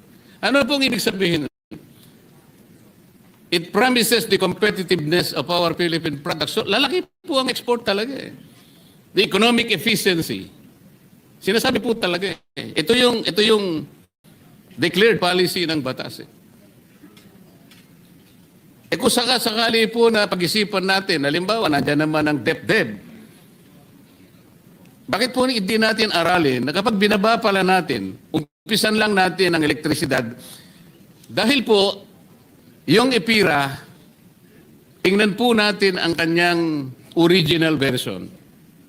Wala pong VAT Bakit po walang VAT, Mr. President? Kasi nakalagay doon, affordable, reasonable, competitive. Pagka nilagyan po ninyo ng VAT, tataliwas po yun doon sa pinapangarap ng batas. Magiging mataas ang presyo niya. So, Mr. President, kailangan po nating sundan yung layunin ng batas. Affordable, competitive, reasonable, fair. Ayun po yung sinasabi. Sa Tagalog po, mura. Kaya ko po naimungkahi na Secretary Recto, tanggalin natin yung 12% VAT sa silang electricity. At tingnan po natin kung anong magiging epekto nun. Sa aking palagay po, because I found correlation between reduced taxes at sa paglaki po ng gross value added ng manufacturing. Ang manufacturing po ang kailangan nating pasiglahin. Ito po from several decades now, ito po yung lethargic, ito po yung dormant, ito po yung nasa doldrums talaga.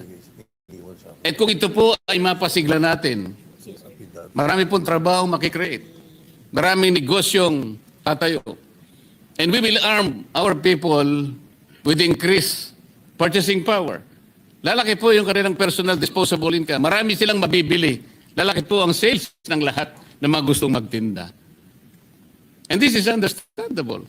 Why don't we look at this scenario, Mr. President? Mr. President, ang estimate na mawawala sa collection natin is about 45 billion pesos. Pero naintindihan ko po yung punto ng ating kasamahan si Senator Marcoleta na pwede naman ho ito ipalit dahil mumura yung kuryente, dadami yung industriya. Pag dumami industriya, dadami yung trabaho, maraming magbabayad ng income tax. Yes, Mr. President. Baka ang mangyari, mapapalitan naman ng 450 billion pesos. So nawalan kayo ng 45 billion pesos, nadagdagan tayo ng 450 billion pesos.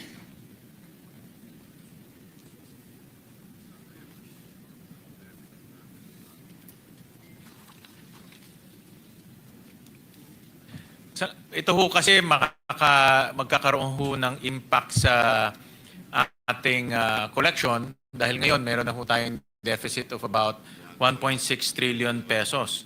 So, in other words ho, kung mababawasan po yung kita ng gobyerno ng 45 billion, tataas ho ang ating deficit. No? Ganito po kasi doon sa isang mungkahi namin, tatanggalin natin ang ayuda, 194 billion ang alisin natin, isa-subsidize natin yung gumagasta ng 200 kilowatt hours. 90 billion lamang po yun, estimate. So, nakatipid na po tayo ron ng halos 120 billion pesos. Depende lamang po sa diskarte natin. Siguro po, kailangan lang nating pag-aralan lang. Pag-aralan, tingin ko, pag-aralan. Nakukuha ko po yung punto at talagang, to be honest, Senator Marcoleta, marami talagang mga industriya dumadaing sa mahal po ng ating kuryente. In fact, madalas nga ho, sa mga negosyanteng kausap po, ang mukhang bibig nila parang nagtatrabaho sila para sa Meralco, hindi ho sa kanila dahil nga puro kuryente yung binabayad nila. Pero dapat ho balansehin din sa koleksyon dahil marami rin pangangailangan ng gobyerno. So, dito po ang DOF, pag-aaralan nila itong konsepto na ito, yung dalawang konsepto na ibinigay nyo po, yung alisin yung 12% VAT on buong electricity chain at pangalawa po yung tanggalin yung imbes na magbigay ng ayuda, ipasok nilang o ibigay nilang doon po sa lifeline rate. Tama po, kasi po yung lifeline rate natin ngayon, Mr. President, ang 100% na libre lang, 20 kilowatt hours. So, gawin lang natin 200. Gawin 200. Ang average consumption ng ordinaryong pamilya is 200 po eh. Opo. 200. So, pag-aralan ho ng pag-aaralan po kung yan po ay... Ang isa pa po example, Mr. President, tingnan po niyo ating cement industry. 70% po ng kanyang production cost, elektrisidad. Kaya po nakakaawa po yung estado ng ating cement industry. Hindi po sila pwedeng mag-compete, lalo na sa Vietnam. Kaya ngayon po nagagalit na po yung ibang mas mura po talaga yung Vietnam eh. Alam po niyo, Mr. President, yung sinasabi ko po kaninang correlation,